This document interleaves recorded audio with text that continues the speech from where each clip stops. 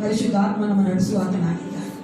ನಮ್ಮಿಂದಲ್ಲ, ಬಹಳಿಂದಲ್ಲ, ಪರಾಕ್ರಮದಿಂದಲ್ಲ ಪ್ರಿಯರೇ, ಪರಿಶುದ್ಧಾತ್ಮನೇ ನಮ್ಮನ್ನು ತುಂಬಿಸಿ ನಡೆಸುವಾತನಾಗಿದ್ದಾನೆ. ಆತ ನೈದಾನಕ್ಕೆ ಬರಬೇಕಂದ್ರೆ ಅಯೋಗ್ಯತೆ ಕೊಡುವಂಥದ್ದು ನಮ್ಮ ಪರಿಶುದ್ಧಾತ್ಮನ ಯೇಸು ಕ್ರಿಸ್ತನ ಅರ್ಥವೇ ಆಗಿದೆ ಪ್ರಿಯರೇ. ಆತ ಮೈದಾನಕ್ಕೆ ಬಂದಿದ್ದೇವೆ, ಆತನನ್ನು ನಾವು ಉತ್ಸಾಹ ಧ್ವನಿಯಿಂದ ಆರಾಧನೆ ಮಾಡುವಂತೆ, ನಾವು ಸ್ತೋತ್ರ ಮಾಡುವಂತೆ, ಜಯಘೋಷ ಮಾಡುವಂತೆ, ನಾವು ಉತ್ತರದ ಸುಖಿಯೊಂದಿಗೆ ಆತನ ಸೈನ್ಯಾನಕ್ಕೆ ಬರುವಂತೆ ನಾವು ಬನ್ನಿರಿ ಯೆಹೋವನಿಗೆ ಉತ್ಸಾಹ ಧ್ವನಿ ಗೈಯುವ ಕಾರಣ ಮೂಲಕವಾಗಿ ಆತನಿಗೆ ಸ್ತೋತ್ರ ಮಾಡೋಣ. ಬನ್ನಿರಿ ಯೆಹೋವನಿಗೆ ಉತ್ಸಾಹ ಧ್ವನಿ ಗೈಯುವ ನಮ್ಮ ರಕ್ಷಕನಾದ ಶರಣನಿಗೆ ಜಯಘೋಷ ಮಾಡೋಣ. ಬನ್ನಿರಿ ಯೆಹೋವನಿಗೆ ಉತ್ಸಾಹ ಧ್ವನಿ ಗೈಯುವ ನಮ್ಮ ರಕ್ಷಕನಾದ ಶರಣನಿಗೆ ಜಯಘೋಷ ಮಾಡೋಣ.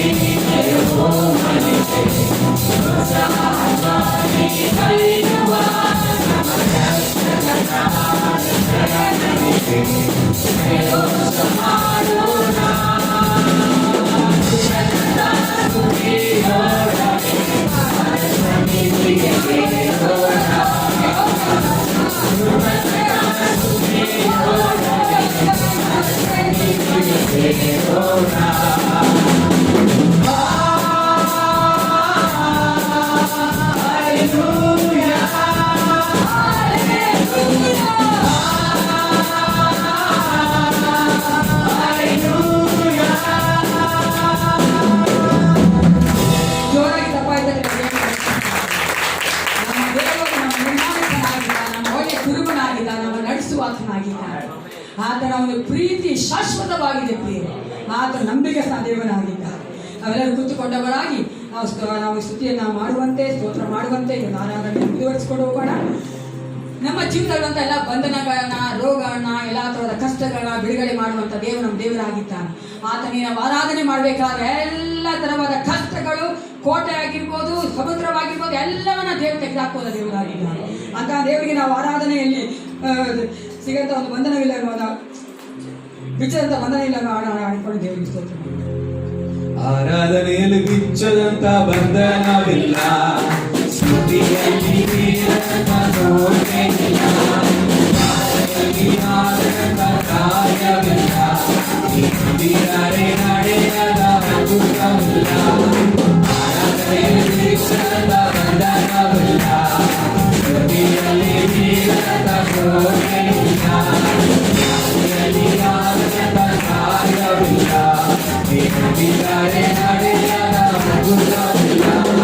ಬೇಡಿದರೆ ದೊರೆಯುವುದು, ಹುಡುಕಿದರೆ ಸಿಗುವುದು, ಮಾಡಿದರೆ ನಡೆಯುವುದು, ಜಗತ್ತನಾಗಿರುವುದು. ಬೇಡಿದರೆ ದೊರೆಯುವುದು, ಹುಡುಕಿದರೆ ಸಿಗುವುದು, ಮಾಡಿದರೆ ನಡೆಯುವುದು, ಜಗತ್ತನಾಗಿರುವುದು.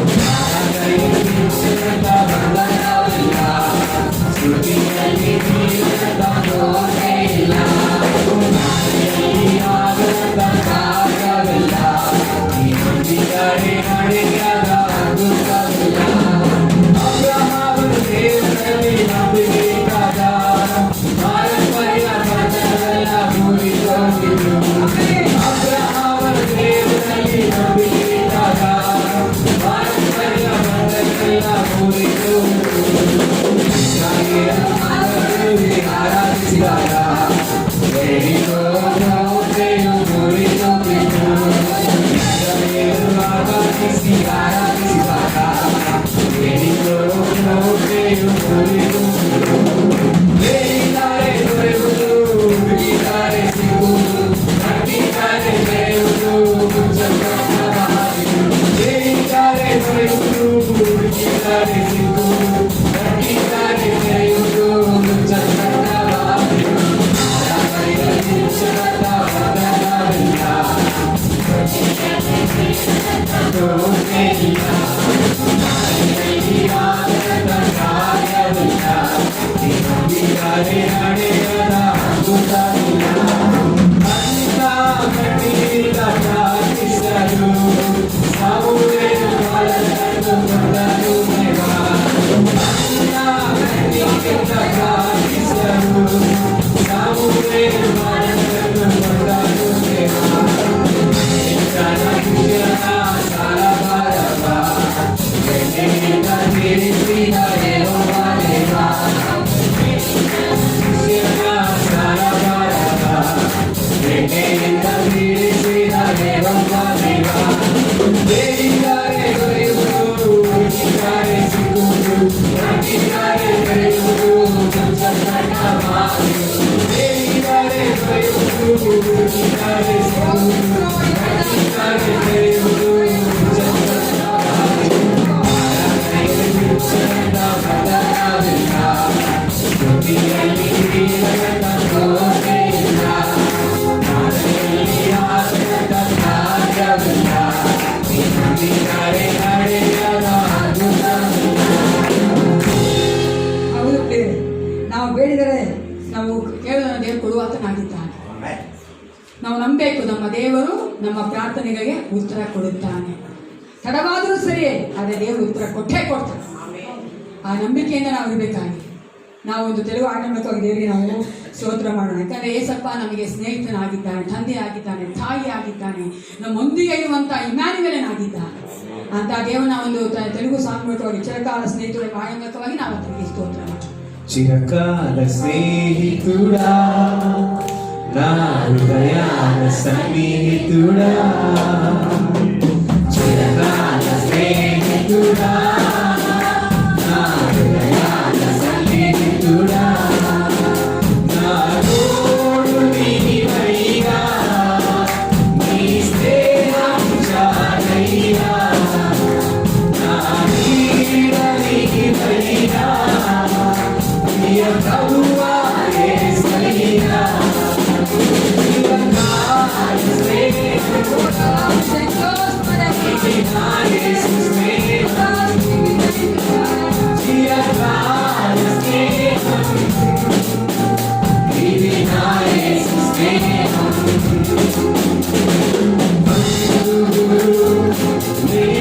వేసిన వేవేగని స్నేహం లోకాన లేనట్టి హోలీ స్నేహం నా యేసుని స్నేహం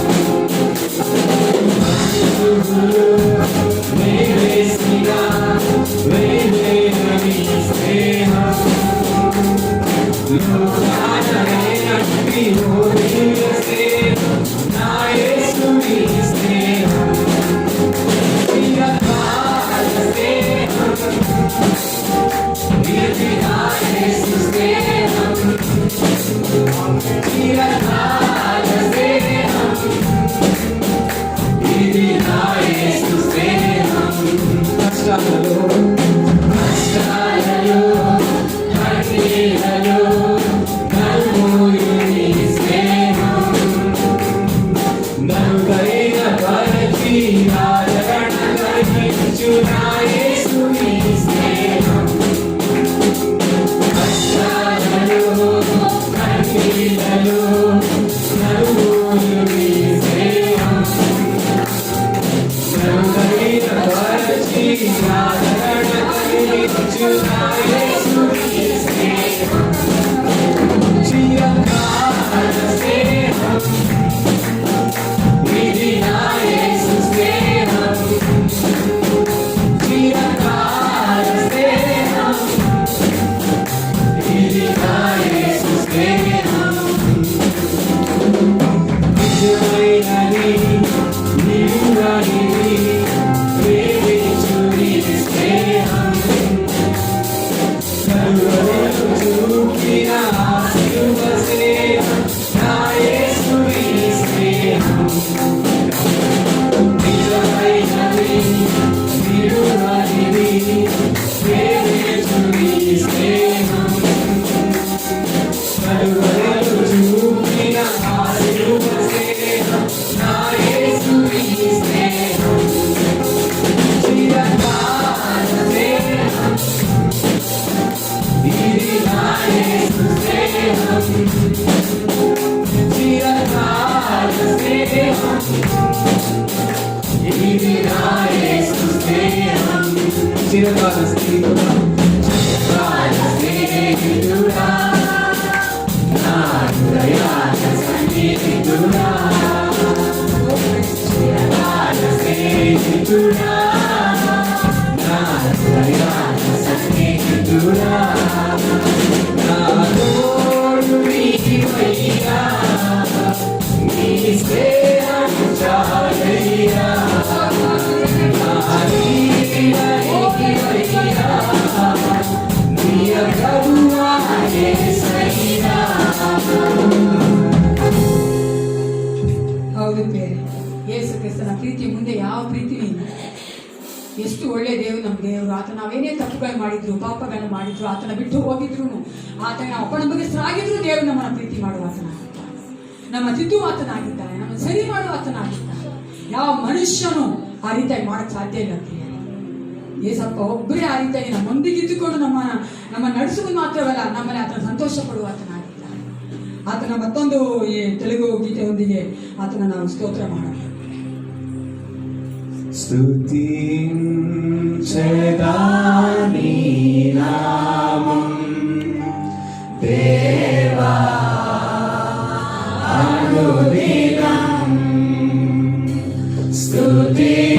స్తుతించెదా నీ నామం దేవా అనుక్షణం దయతో కాపాడినావు కృపనే చూపించినావు దయతో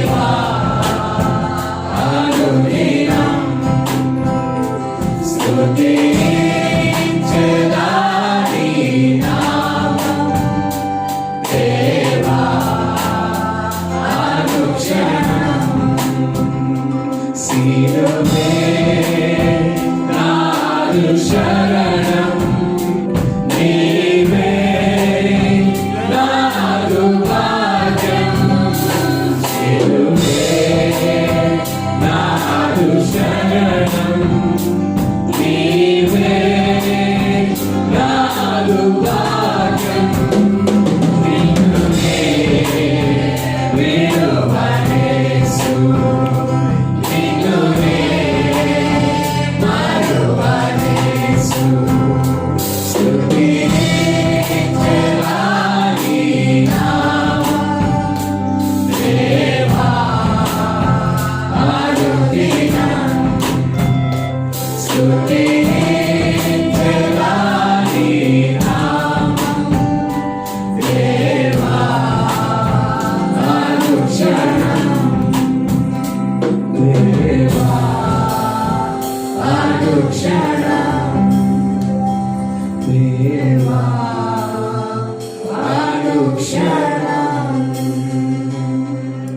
ಹೌದು ಪ್ರಿಯರೇ, ನಾವೆಲ್ಲ ಎತ್ತೆತ್ತುಕೊಂಡವರಾಗಿ ದೇವರನ್ನ ಸ್ತೋತ್ರ ಮಾಡೋಣ.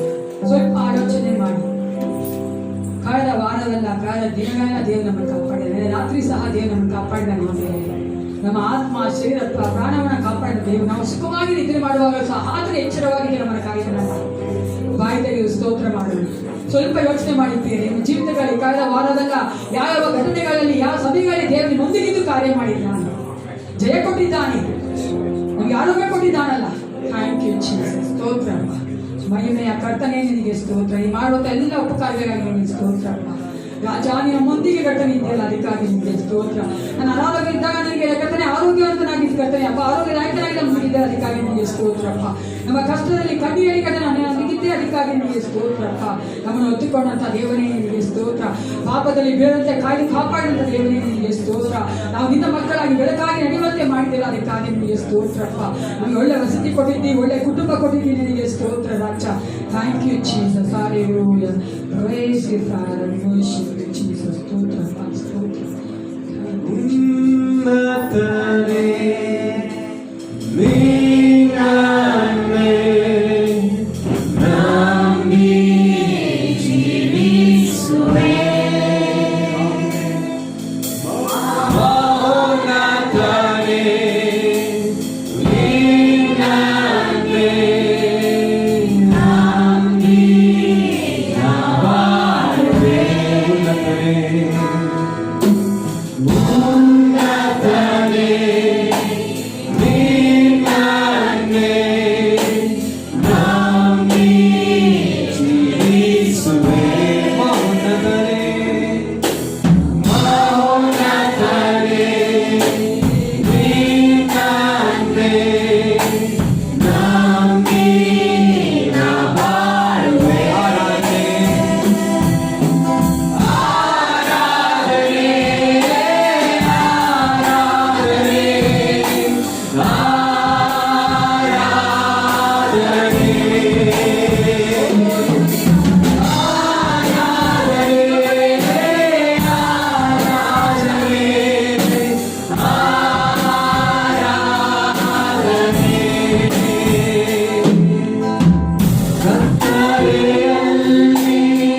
ಬೆಳಕಾಗಿ ಬಂದು ನನ್ನನ್ನು ನೀರಿಸಿದೆ.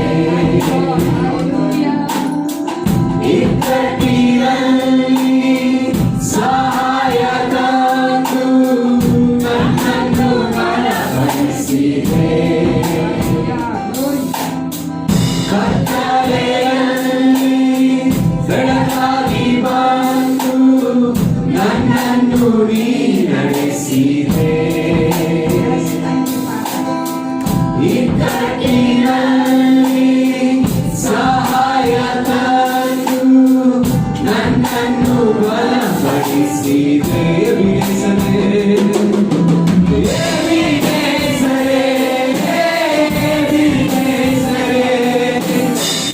ನನ್ನನ್ನು ನಡೆಸಿದೆ.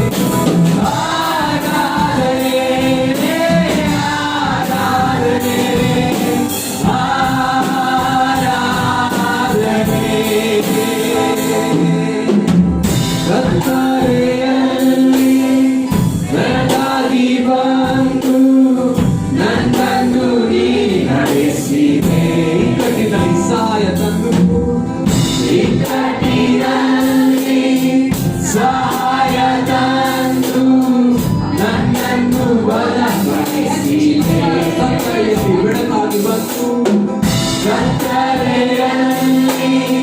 ಬೆಳಕಾಗಿ ಬಂದು ನನ್ನನ್ನು ನೀ ನಡೆಸಿದೆ. ಇಕ್ಕಟ್ಟಿನಲ್ಲಿ ಸಹಾಯ ತಂದು ನನ್ನನ್ನು ಬಲಪಡಿಸಿದೆ.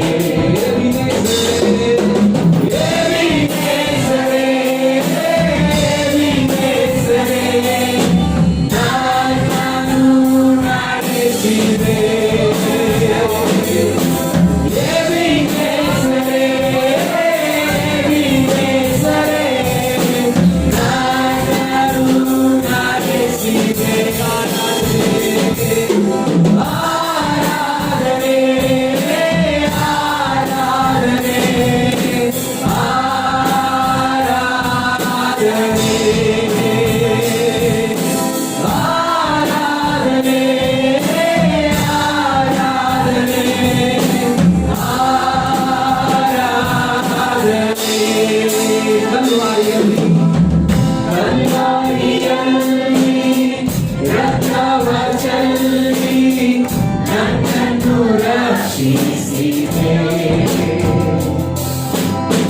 ಪರಿಶುದ್ಧಾತ್ಮನ ನನಗೆ ತಂದು ನಿರ್ಭೀತಿಯ ಸುರಿಸಿದೆ. ಕಲ್ವಾರಿಯಲ್ಲಿ ರಕ್ತವ ಚೆಲ್ಲಿ ನನ್ನನ್ನು ರಕ್ಷಿಸಿದೆ. ಪರಿಶುದ್ಧಾತ್ಮನ ನನಗೆ ತಂದು ಪ್ರೀತಿಯ ಸುರಿಸಿದೆ.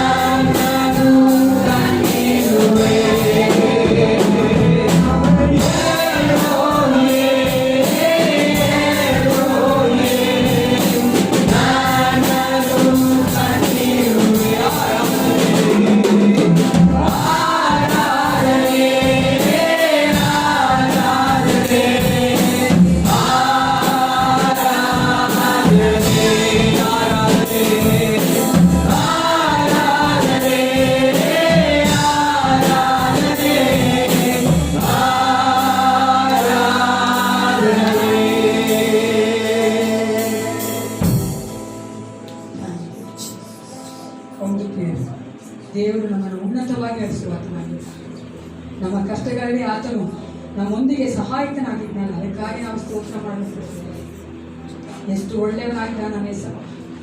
ನಮ್ಮನ್ನು ಒಂದು ಕಾಲಕ್ಕೂ ಕೈ ಬಿಡದೆ ನಮ್ಮೊಂದಿಗೆ ನಮ್ಮ ಜೊತೆಯಲ್ಲಿ ಅಕ್ಕಪಕ್ಕ ಇರುವಂಥ ದೇವರು ಆತನಾಗಿದ್ದಾನೆ.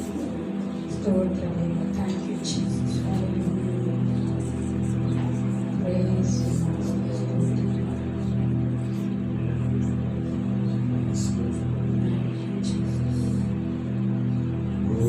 Hosanna,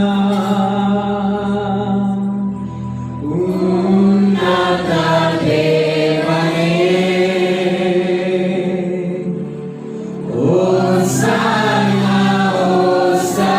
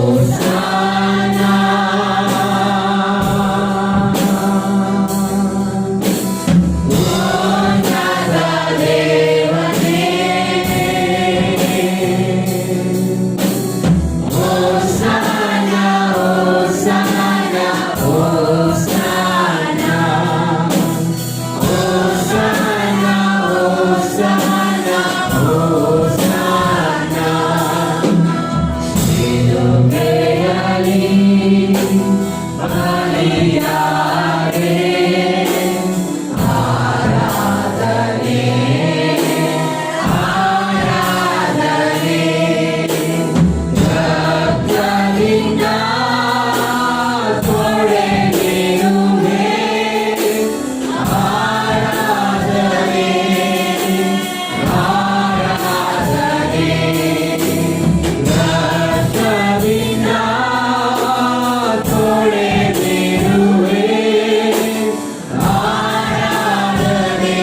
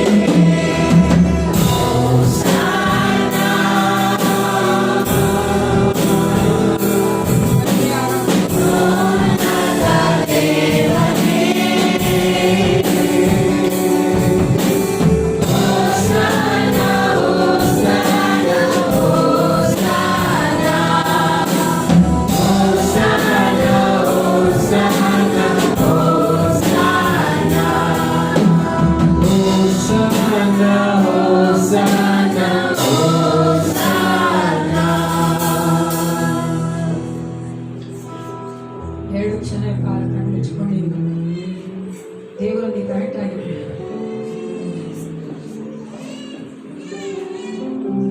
ದೇವರು ನಮಗೆ ಜೀವ ಕೊಟ್ಟ ಅಂತ, ನಮ್ಮನ್ನು ರೂಪಿಸಿದ ಅಂತ, ನಮ್ಮ ಎಲ್ಲ ಕಾರ್ಯಗಳನ್ನ ಅರ್ಥ ಆತ, ನಮ್ಮ ಒಳಗಡೆ ನೋಡುವ ಆತ. ಆತನೇ ಮುಂಭಾಗದಲ್ಲಿ ಯಾವುದು ಮುಚ್ಚುಮರೆ ಇಲ್ಲ.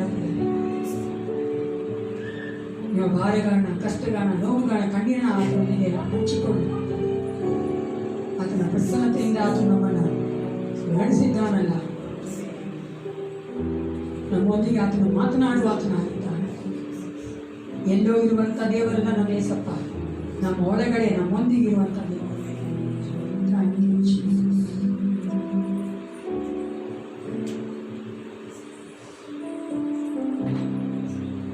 ಪರಿಶುದ್ಧನೇ ನಿನಗೆ ಸ್ತೋತ್ರ ಉಂಟಾಗಲಿ ಕರ್ತ. ನಮ್ಮ ಚಿಂತಾ ಭಾರವೆಲ್ಲ ನಿನ್ನ ಮೇಲೆ ಹಾಕಿದ್ದೇವೆ ಕರ್ತ. ನೀನು ಒತ್ತುಕೊಳ್ಳುವಂಥ ದೇವನಾಗಿದ್ದಿ, ನಮಗೆ ಬಿಡುಗಡೆ ಕೊಡುವ ದೇವನಿಗೆ ಅಪ್ಪ. ಪ್ರತಿಯೊಬ್ಬರಲ್ಲಿ ಕರ್ತ ನೀನು ಮಾತನಾಡಿ ಕರ್ತ, ನೀನೇ ಆ ಮಕ್ಕಳು ನಡೆಸಬೇಕು ಕರ್ತ. ನಾವು ಮನುಷ್ಯ ಮಾತ್ರದವರು ಏನು ಮಾಡಲು ಸಾಧ್ಯವಿಲ್ಲ, ಎಲ್ಲವನ್ನು ಕಟ್ಟ ನಿಂದಲೇ ಸಾಧ್ಯ ಉಂಟಲ್ಲ.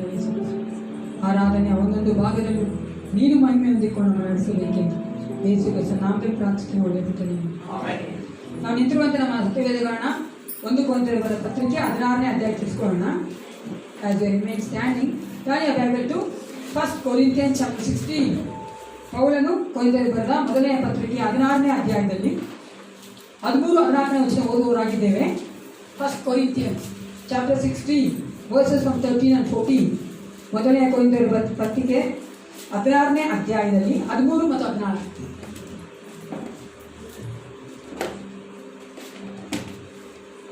ಎಲ್ಲರೂ ಒಟ್ಟಾಗಿ ವಾಕ್ಯ ಓದುವವರಾಗಿದ್ದೇವೆ. 1 ಕೊರಿಂಥಿಯರ ಪತ್ರಿಕೆ 16ನೇ ಅಧ್ಯಾಯದಲ್ಲಿ 13-14 ಒಟ್ಟಾಗಿ ಓದೋಣ.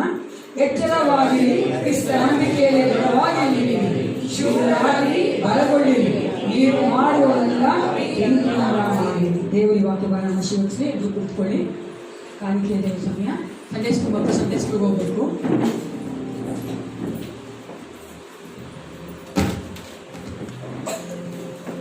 ಹಸಿರು ಹುಲ್ಲುಗಾವಲಲ್ಲಿ ತಂಗಿಸುವವನೇ, ಶಾಂತವಾದ ನೀರವನೇ ಕರೆತರುವವನೇ.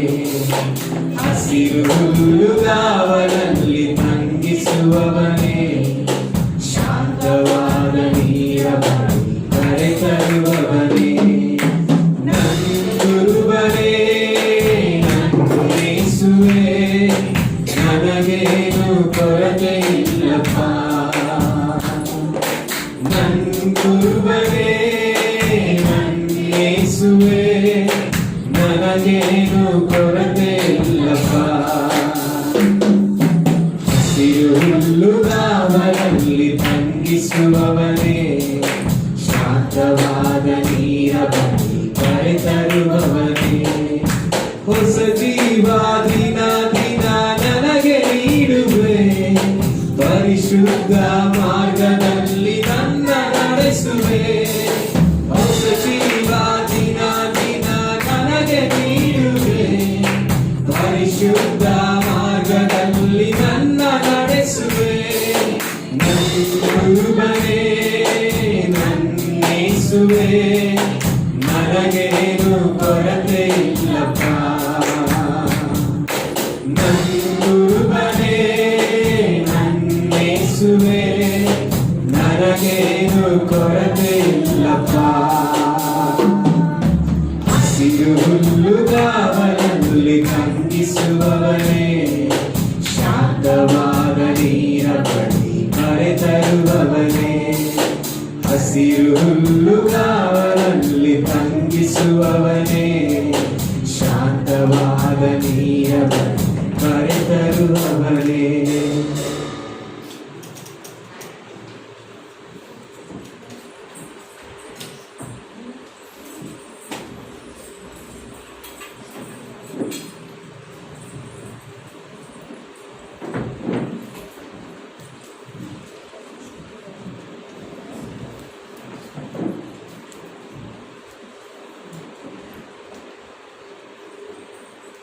ಈ ಒಂದು ವಾರದಲ್ಲಿ ಸುಮ್ಮನೆ ಆಚರಿಸ್ಕೊಳ್ಳುವಂಥವ್ರು ಮತ್ತೆ ಆಚರಿಸ್ಕೊಂಡು ದೇವರಿಗೆ ಕೂಡ ನಾನು ಪ್ರಾರ್ಥನೆ ಮಾಡ್ತೇವೆ.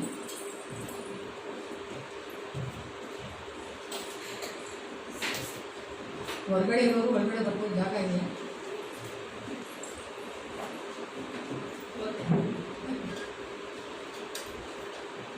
ತುಂಬ ಯೋಚನೆ ಮಾಡಿ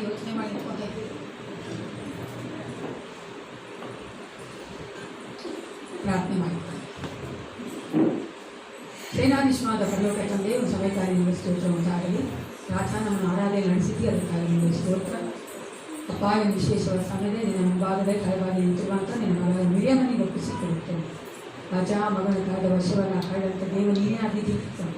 ಮುಂದಿನ ವರ್ಷವೂ ಸಹ ನಿನ್ನ ಮಹಿಮೆಗಾಗಿ ನೀನು ಆ ಮಗಳ ಮೂಲಕ ಏನು ಮಾಡಬೇಕೇನಿದ್ದೇನೆ ರಾಜ್ಯಕ್ಕಾಗಿ, ಅದಕ್ಕಾಗಿ ಉಪಯೋಗಿಸಿಕೊಳ್ಳಬೇಕು ನಾನು ಒಪ್ಪಿಸಿಕೊಡುತ್ತೇನಪ್ಪ. ಆ ಮಗಳಿಗೆ ಬೇಕಾದ ಒಳ್ಳೆ ಆರೋಗ್ಯ ದಯಪಾಲಿಸಿಕೊಂಡು ವಿಶೇಷವಾಗಿ ಆ ಮಗಳಿಗೆ ಒಂದು ಜೊತೆಗಾರನ ಕೊಡಬೇಕು ನಾನು ಬೇಡುತ್ತೇನಪ್ಪ. ನೀನು ನಿರ್ಮಿಸಿದ್ದಿದ್ದಿ ಕರ್ತೇನೆ, ಆದಾಮರಿಗೆ ಅವುಗಳ ಆದಾಮನ ಕರ್ತೇನೆ. ಆ ಮಗಳಿಗೆ ನಿನ್ನ ಜೊತೆಗಾರನ ಒದಗಿಸಿಕೊಡುತ್ತಕ್ಕ. ಹೌದು ಏಸಪ್ಪ, ಆ ಮಗಳು ಮಾಡುವಂಥ ಕೆಲಸಗಳಲ್ಲಿ ನೀನು ನಾವು ಮಹಿಮೆ ಹೊಂದಿಕೊಳ್ಳುವಂತೆ ಆ ಮಗಳ ಬಲಪಡಿಸಿ ಅನೇಕರಿಗೆ ಒಂದು ಆಶೀರ್ವಾದವಾಗಿರುವಂತೆ. ಅಪ್ಪ, ಹೌದು ರಾಜ, ಭೂಮಿಗೆ ಉಪಾದಿ ಲೋಕಕ್ಕೆ ಬೆಳಕಾಗಿರುವಂತೆ ನೀನು ಕರೆದಿದೆಯಲ್ಲ. ಆ ಮಗಳಿಗೆ ಇರುವಂಥ ಎಲ್ಲ ಥರವಾದ ಹೌದು ಏಸಪ್ಪ ಕೊರತೆಗಳನ್ನು ನೀಗಿಸು, ನಿನ್ನ ಒಂದು ಬಲದ ತುಂಬಿಸಿ ನಡೆಸಬೇಕು ನಾನು ಬೇಡುತ್ತೇನೆ. ಕೊಟ್ಟಿರುವಂಥ ಕಾಣಿಗಳನ್ನ ಆಶೀರ್ವದಿಸಿ ಕರ್ತಾರೆ, ಕೊಡಲಿರುವಂಥ ಕರೆಗಳನ್ನು ಆಶೀರ್ವದಿಸಿ ಬರುವ ದಿನಗಳ ಮಕ್ಕಳು ಕೊಡಲಿಕ್ಕೆ ಸಹಾಯ ಮಾಡುತ್ತಾರೆ. ಅಪ್ಪ, ಈ ಕಾರ್ಯಗಳನ್ನ ಆಲೋಚನೆ ಮೇರೆಗೆ ನಡೆ ಅಪ್ಪ ಉಪಯೋಗಿಸಲ್ಪಡುವಂತೆ ನೀನು ಯಾವುದನ್ನು ಮಾಡಬೇಕೆಂದು ಕರ್ತನೆ ಆಲೋಚನೆ ಮಾಡಿ ನಮ್ಮ ಸಭೆಯಲ್ಲಿ ಅದನ್ನು ಮಾಡೋದಕ್ಕೆ ಉಪಯೋಗಿಸಲ್ಪಡುವಂತೆ ನೀನು ಕಾರ್ಯ ಮಾಡಬೇಕು. ಯೇಸುವಿನ ನಾಮದಲ್ಲಿ ಪ್ರಾರ್ಥನೆ ಒಳ್ಳೆಯುತ್ತೇನೆ.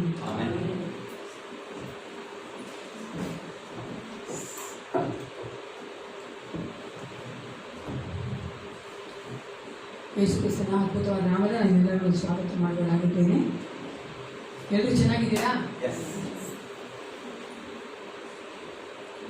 ಈ ಒಂದು ಸಮಯದಲ್ಲಿ ನಾವು ಅನೌನ್ಸ್ಮೆಂಟ್ ನೋಡಿಕೊಳ್ಳೋಣ. ಮಂಗಳವಾರ ಮತ್ತು ಬುಧವಾರದಂದು ಕಮನಹಳ್ಳಿ ಮತ್ತು ಹೊಯ್ಸಳನಗರದಲ್ಲಿ ಬೈಬಲ್ ಸ್ಟಡಿ ನಡೀತಾರೆ 7 ಗಂಟೆಯಿಂದ 8 ಗಂಟೆವರೆಗೂ. ನಂತರ ಮುಂದಿನ ಶನಿವಾರ 21ನೇ ತಾರೀಕು 7ರಿಂದ 8 ಗಂಟೆಗೆ ಹಾಡಿನ ಅಭ್ಯಾಸ ಇರ್ತದೆ. ಹಾಡಿನ ಅಭ್ಯಾಸದ ಹಾಡನ್ನು ಆಡುವಂಥ ಮಕ್ಕಳು ಮತ್ತು ಲೀಡ್ ಮಾಡುವಂಥ ಮಕ್ಕಳು ಮ್ಯೂಸಿಷಿಯನ್ಸ್ಗಳು ಬಂದು ಪ್ರಾಕ್ಟೀಸ್ ಮಾಡೋದಕ್ಕೆ ಕೇಳ್ಕೊಳ್ತೇನೆ. ನೆಕ್ಸ್ಟ್ ವೀಕು ಗಿರೀಶ್ ಪಾಸ್ಟರ್ ಅವರು ಲೀಡ್ ಮಾಡ್ತಾರೆ. 22ನೇ ತಾರೀಕು ಮುಂದಿನ ಭಾನುವಾರ 7:30ಗೆ ಮೊದಲನೆಯ ಒಂದು ಆರಾಧನೆ, 9:00ವರೆಗೆ 2ನೇ ಆರಾಧನೆ ನಮ್ಮ ಸಭೆಯಲ್ಲಿ ನಡೆಯುವಂಥದ್ದಾಗಿದೆ. ವಿಶೇಷವಾದ ಒಂದು ಪ್ರಕಟಣೆ ಉಂಟು, ಅದನ್ನು ಮೊದಲಿರುವಂತಹ ಪಾಸ್ಟರ್ ಗಿರೀಶ್ ಅವರು ವಿಶೇಷ ತಿಳುವಳಿಕೆಗಳ ಸಭೆಗೆ ನಾವು ತಿಳಿಸ್ಕೊಳ್ತೀವಿ. ಇಲ್ಲಿ ಅನೌನ್ಸ್ಮೆಂಟ್ ಮಾಡಬೇಕಾದ್ರೆ ನಾನು ಅಂದ್ಕೊಂಡೆ ಒಂದು 2-3 ವಾರ ಮುಂಚೆ ಮಾಡೋಣ ಅಂತೇಳಿ. ಯಾಕಂದರೆ ಸ್ವಲ್ಪ ಜನ ಬ್ಯುಸಿ ಇರೋದ್ರಿಂದ ನಾವು 2-3 ವಾರ ಮುಂಚೆ ಮಾಡಿದ್ರೆ ಆ ದಿನ ಅವ್ರು ಫ್ರೀ ಮಾಡಿಕೊಂಡು ಅದಕ್ಕೆ ಅಟೆಂಡ್ ಆಗ್ತಾರೆ. ಅದಕ್ಕೋಸ್ಕರವಾಗಿ ಇದನ್ನು ನಾನು 3 ವಾರ ಮುಂಚೆ ಅನೌನ್ಸ್ ಮಾಡ್ತಾ ಇದ್ದೀನಿ. ಗಮನ ಇಡ್ರಿ, ಕೇಳಿಸ್ಕೊಡ್ರಿ. ಮೊದಲನೇದಾಗಿ 29ನೇ ತಾರೀಕು ನವೆಂಬರ್ 29 ಅವತ್ತು ಭಾನುವಾರ, ಕೊನೆಯ ಭಾನುವಾರ, ಈ ತಿಂಗಳಿನ ಕೊನೆಯ ಭಾನುವಾರ ನಾವು ಸರ್ವಿಸ್ ಆದಮೇಲೆ ಅಂದ್ರೆ 11 ಗಂಟೆಯಿಂದ ಸಾಯಂಕಾಲ 4 ಗಂಟೆವರೆಗೆ ವರ್ಷಿಪ್ ಸೆಮಿನಾರ್ ಇರುತ್ತೆ. ಇದಕ್ಕೆ ಭಾಗವಹಿಸಬೇಕಾಗಿರುವಂಥವ್ರು ಯಾರು ಅಂತ ಹೇಳಿದ್ರೆ ವರ್ಷಿಪ್ ಟೀಮ್, ಅಂದ್ರೆ ಸಿಂಗಿಂಗ್ ಟೀಮ್ ಅಲ್ಲಿ ಇರುವಂತವರು, ಮತ್ತೆ ವರ್ಷಿಪ್ ಲೀಡರ್ಸ್, ಮತ್ತೆ ಮ್ಯೂಸಿಷಿಯನ್ಸ್. ಇವರು ಮೂರು ಕೂಡ ಭಾಗವಹಿಸಬೇಕು. ಯಾರ್ಯಾರು? ಮೊದಲನೇದಾಗಿ ಸಿಂಗಿಂಗ್ ಟೀಮ್ ಅಲ್ಲಿ ಇರುವಂತವರು, ಎರಡನೇದಾಗಿ ವರ್ಷಿಪ್ ಲೀಡರ್ಸ್, ಮೂರನೇದು ಮ್ಯೂಸಿಷಿಯನ್ಸ್. ಕಂಪಲ್ಸರಿ ಭಾಗವಹಿಸಿ. ಇದು ನನಗೋಸ್ಕರ ನಾನು ಮಾಡ್ಕೊಂತ ಇಲ್ಲ, ಇದು ನಮ್ಮೆಲ್ಲರಿಗೋಸ್ಕರ ನಾವು ಮಾಡ್ತಾ ಇದ್ದೀವಿ. ನಮ್ಮ ಸಭೆಯಲ್ಲಿ ಒಂದು ಹಂತವನ್ನ ನಾವು ಮೇಲೆ ಹತ್ತಬೇಕು, ಅಲ್ಲೇ ಇದ್ರೆ ಚೆನ್ನಾಗಿರುತ್ತೆ. ಅದಕ್ಕೋಸ್ಕರವಾಗಿ ನೀವು ಇದನ್ನ ಗಮನದಲ್ಲಿ ಇಟ್ಕೊಳ್ರಿ. 29ನೇ ತಾರೀಕು ನವೆಂಬರ್ 29 ನಿಮ್ಮ ಫೋನ್ಗಳಲ್ಲಿ ಫೀಡ್ ಮಾಡ್ಕೊಳ್ರಿ. ಆ ದಿನ ಬೇರೆ ಯಾವ ಕೆಲಸ ಇಟ್ಕೊಬೇಡ್ರಿ. ಎರಡನೇ ಅನೌನ್ಸ್ಮೆಂಟ್, ನಾವು ಹೋದ್ವಾರ ಹೇಳಿದ ಹಾಗೆ ಬಡವರಿಗೆ ನಾವು ವಿಂಟರ್ ವೇರ್ ಕೊಡ್ಬೇಕಂತೇಳಿ ಯೋಚನೆ ಮಾಡಿದೀವಿ ಯೌವನಸ್ಥರು. ಅದಕ್ಕೋಸ್ಕರವಾಗಿ ಹೋದ್ವಾರ ಅನೌನ್ಸ್ ಮಾಡಿದಾಗೆ ನಿಮ್ಮ ಮನೆಗಳಲ್ಲಿ ಇರುವಂತ ವಿಂಟರ್ ವೇರ್ಸ್ ನೀವು ಯಾವ್ದು ಯೂಸ್ ಮಾಡ್ತಾ ಒಳಗಡೆ ಇಟ್ಬಿಟ್ಟಿದ್ರೆ ಅದನ್ನೆಲ್ಲ ತೆಗೆದು ವಾಶ್ ಮಾಡಿ ಚೆನ್ನಾಗಿರೋದನ್ನ ನೀವು ತಗೊಂಬಂದು ಕೊಡ್ಬೇಕಂತೇಳಿ ಕೇಳ್ಕೊಳ್ತೇನೆ. ಆ ವಿಂಟರ್ ವೇರ್ಸ್ ಯಾವ್ದಾದ್ರು ಆಗಲಿ, ನಿಮ್ಗೆ ಗೊತ್ತಿರುತ್ತೆ, ಚಳಿಗೆ ಅದು ಹಾಕ್ಕೊಳ್ತಾರೆ. ಕ್ಯಾಪ್ ಆಗಿರ್ಬೋದು, ಸ್ವೆಟರ್ ಆಗಿರ್ಬೋದು, ಜಾಕೆಟ್ ಆಗಿರ್ಬೋದು, ಸಾಕ್ಸ್ ಆಗಿರ್ಬೋದು, ಚೆನ್ನಾಗಿರೋದು. ಸಾಕ್ಸ್ ಅಂತ ಹೇಳಿದ್ರೆ ಸ್ವಲ್ಪ ಯೋಚನೆ ಮಾಡ್ರಿ, ಚೆನ್ನಾಗಿರೋ ಸಾಕ್ಸ್ ಆಯ್ತಾ, ತಗೊಂಬಂದು ಕೊಡ್ರಿ. ಅದು ಹಳೆ ಇರ್ಬೇಕು ಹೊಸದ್ ಬೇಕಂತಲ್ಲ, ಯಾವ್ದಿದ್ರು ಸರಿ ನೀವು ಅದನ್ನ ತಗೊಂಬಂದು ಕೆಳಗಡೆ ಇಡ್ರಿ. ನಾವು ಅದನ್ನ ಅವ್ರಿಗೆ ಅದು ಯಾರಿಗೆ ತಲುಪಬೇಕು ಅವ್ರಿಗೆ ತಲುಪಿಸ್ತೀವಿ. ಎರಡನೇದಾಗಿದೆ, ನಾವು ಯಾರಿಗೆ ಕೊಡ್ತೀವಿ ಅಂತ ನೀವು ಕೇಳೋದಾದ್ರೆ, ಈಗಾಗಲೇ ನಾವು 3 ಜನನ ಗುರ್ತು ಮಾಡಿ ಇಟ್ಟಿದ್ದೀವಿ. ಅವ್ರಿಗೆ ಮನೆ ಇಲ್ಲ, ಹೊರಗಡೆ ಇದ್ದಾರೆ, ಮತ್ತೆ ಅವ್ರ ಭಿಕ್ಷೆ ಕೂಡ ಬೇಡೋದಿಲ್ಲ, ಅಂತವ್ರಿಗೆ ನಾವು ಕೊಡ್ತೀವಿ. ಅವ್ರು ಯಾರ ಹತ್ರ ಹೋಗಿ ಕೇಳಲ್ಲ, ಅವರು ಕೂಡ ಕ್ರೈಸ್ತರಾಗಿದ್ದಾರೆ. ಆ ತರ ನಿಮ್ಗೆ ಯಾರಾದ್ರೂ ಗೊತ್ತಿರೋದಾದ್ರೆ ದಯಮಾಡಿ ನನಗಾಗ್ಲಿ, ಆಂಡ್ರಿಲ್ಗಾಗ್ಲಿ, ಅನೀಸ್ ಆಂಟಿಗಾಗ್ಲಿ ತಿಳಿಸ್ಬೇಕಾಗಿ ಕೇಳ್ಕೊಳ್ತೇನೆ. ಅವರಿಗೆ ನಾವು ಇದನ್ನ ಕೊಡ್ಲಿಕ್ಕಿದ್ದೇವೆ. ಸೊ ಇದನ್ನ ನೀವು ನೆನಪಲ್ಲಿಟ್ಟು, ಮೊದಲನೇದಾಗಿ 29ನೇ ತಾರೀಕು ವರ್ಷಿಪ್ ಸೆಮಿನಾರ್ ಇರುತ್ತೆ. ಎರಡನೇದಾಗಿ ಈ ಒಂದು ವಿಂಟರ್ ವೇರ್ ನೀವು ಎಲ್ಲಿವರೆಗೂ ಅಂದ್ರೆ ಎಷ್ಟು ದಿನ ನಿಮಗೆ ಕಾಲಾವಧಿ ಇದೆ ಅಂತ ಹೇಳಿದ್ರೆ ಡಿಸೆಂಬರ್ 1st ವೀಕ್ ವರೆಗೂ ಅಷ್ಟೇ. 1st ವೀಕ್ ಒಳಗಡೆ ನೀವೆಲ್ಲಾನ ತಂದು ಕೆಳಗಡೆ ಬಾಕ್ಸ್ ಇರುತ್ತೆ ಹಾಕಿ. ಸಂಡೇನೇ ಹಾಕ್ಬೇಕಂತೇನಿಲ್ಲ, ಪ್ರತಿದಿನ ಇರುತ್ತಲ್ಲ ಕೆಳಗಡೆ. ನೀವು ಸಂಡೇ ಮಂಡೇ ಈ ವೀಕ್ ಡೇಸ್ ಅಲ್ಲಿ ಯಾವಾಗ ಫ್ರೀ ಇದ್ದು ನೀವು ತಗೊಂಡ್ಬಂದು ಅದನ್ನ ಅಲ್ಲಿ ಹಾಕ್ಬೇಕಂತ ಹೇಳಿ ಕೇಳ್ಕೊಳ್ತೀವಿ. Thank you.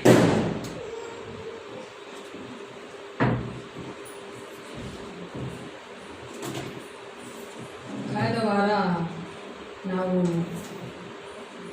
ಮೆಸೇಜಲ್ಲಿ ನೋಡ್ರೆ ಫಸ್ಟ್ ಅವ್ರು ಹೇಳಿದ್ರು ಹೊಸದೇ ಕೊಡಬೇಕು, ನಾನು ಹೊಸದೇ ನೋಡಬೇಕು ಅಂತ.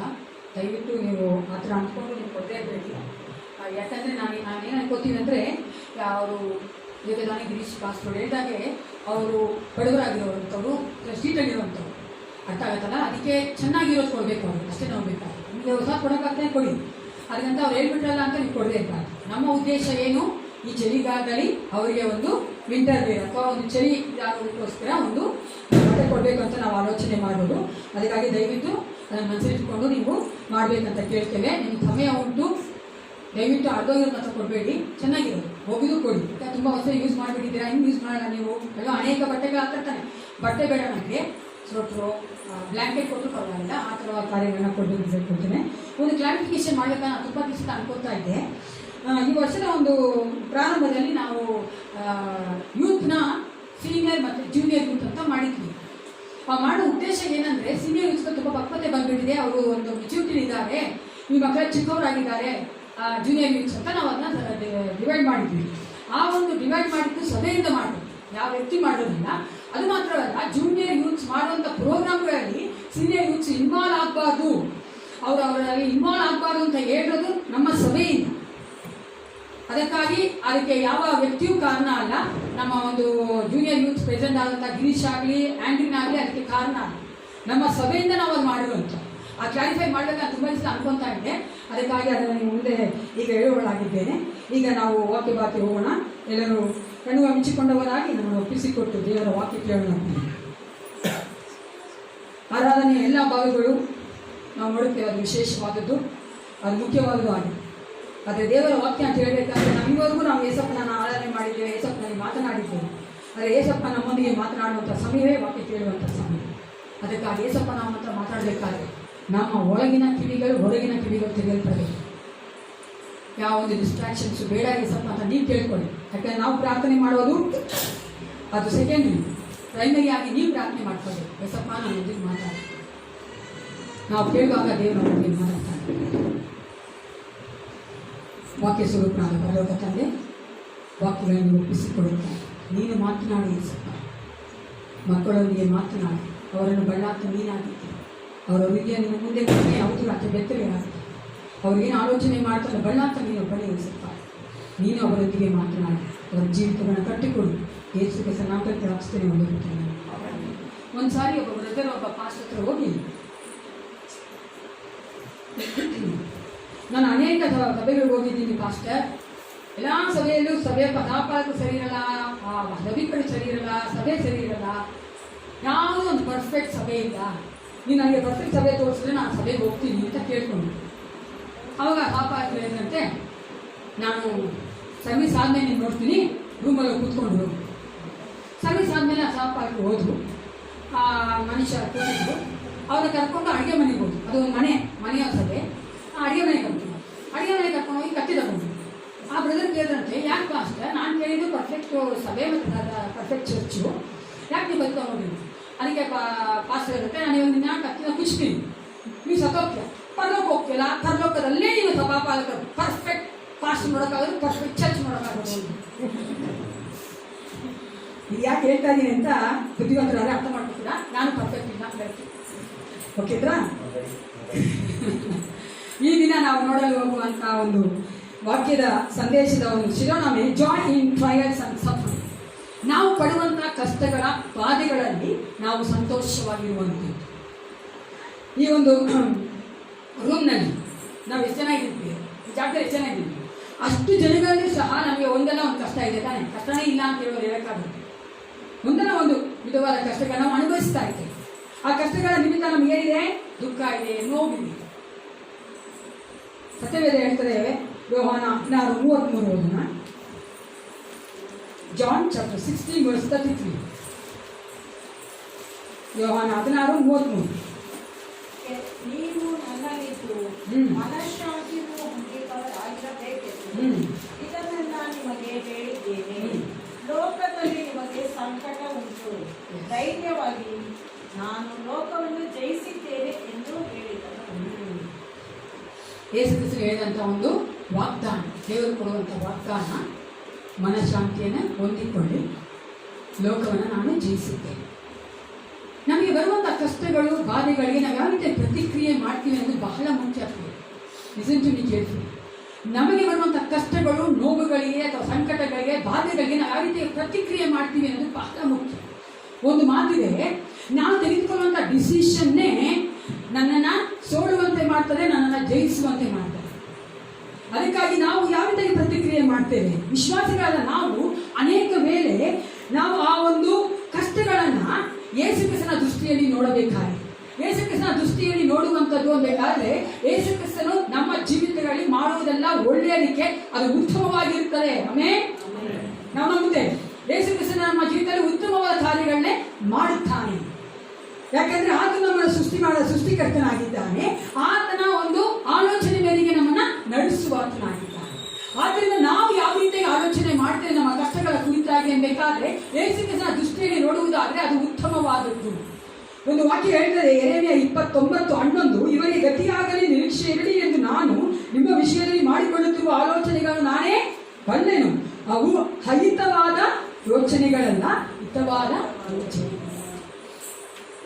ಅಲ್ವಾ. ಇಟ್ಸ್ ಅ ಪ್ರಾಸ್ಪರ್ ಅಂದರೆ ನಮಗೆ ಹಿತವಾದ ಆಲೋಚನೆಗಳಾಗಿದೆ, ಅದು ಅಹಿತವಾದ ಆಲೋಚನೆಗಳಲ್ಲ.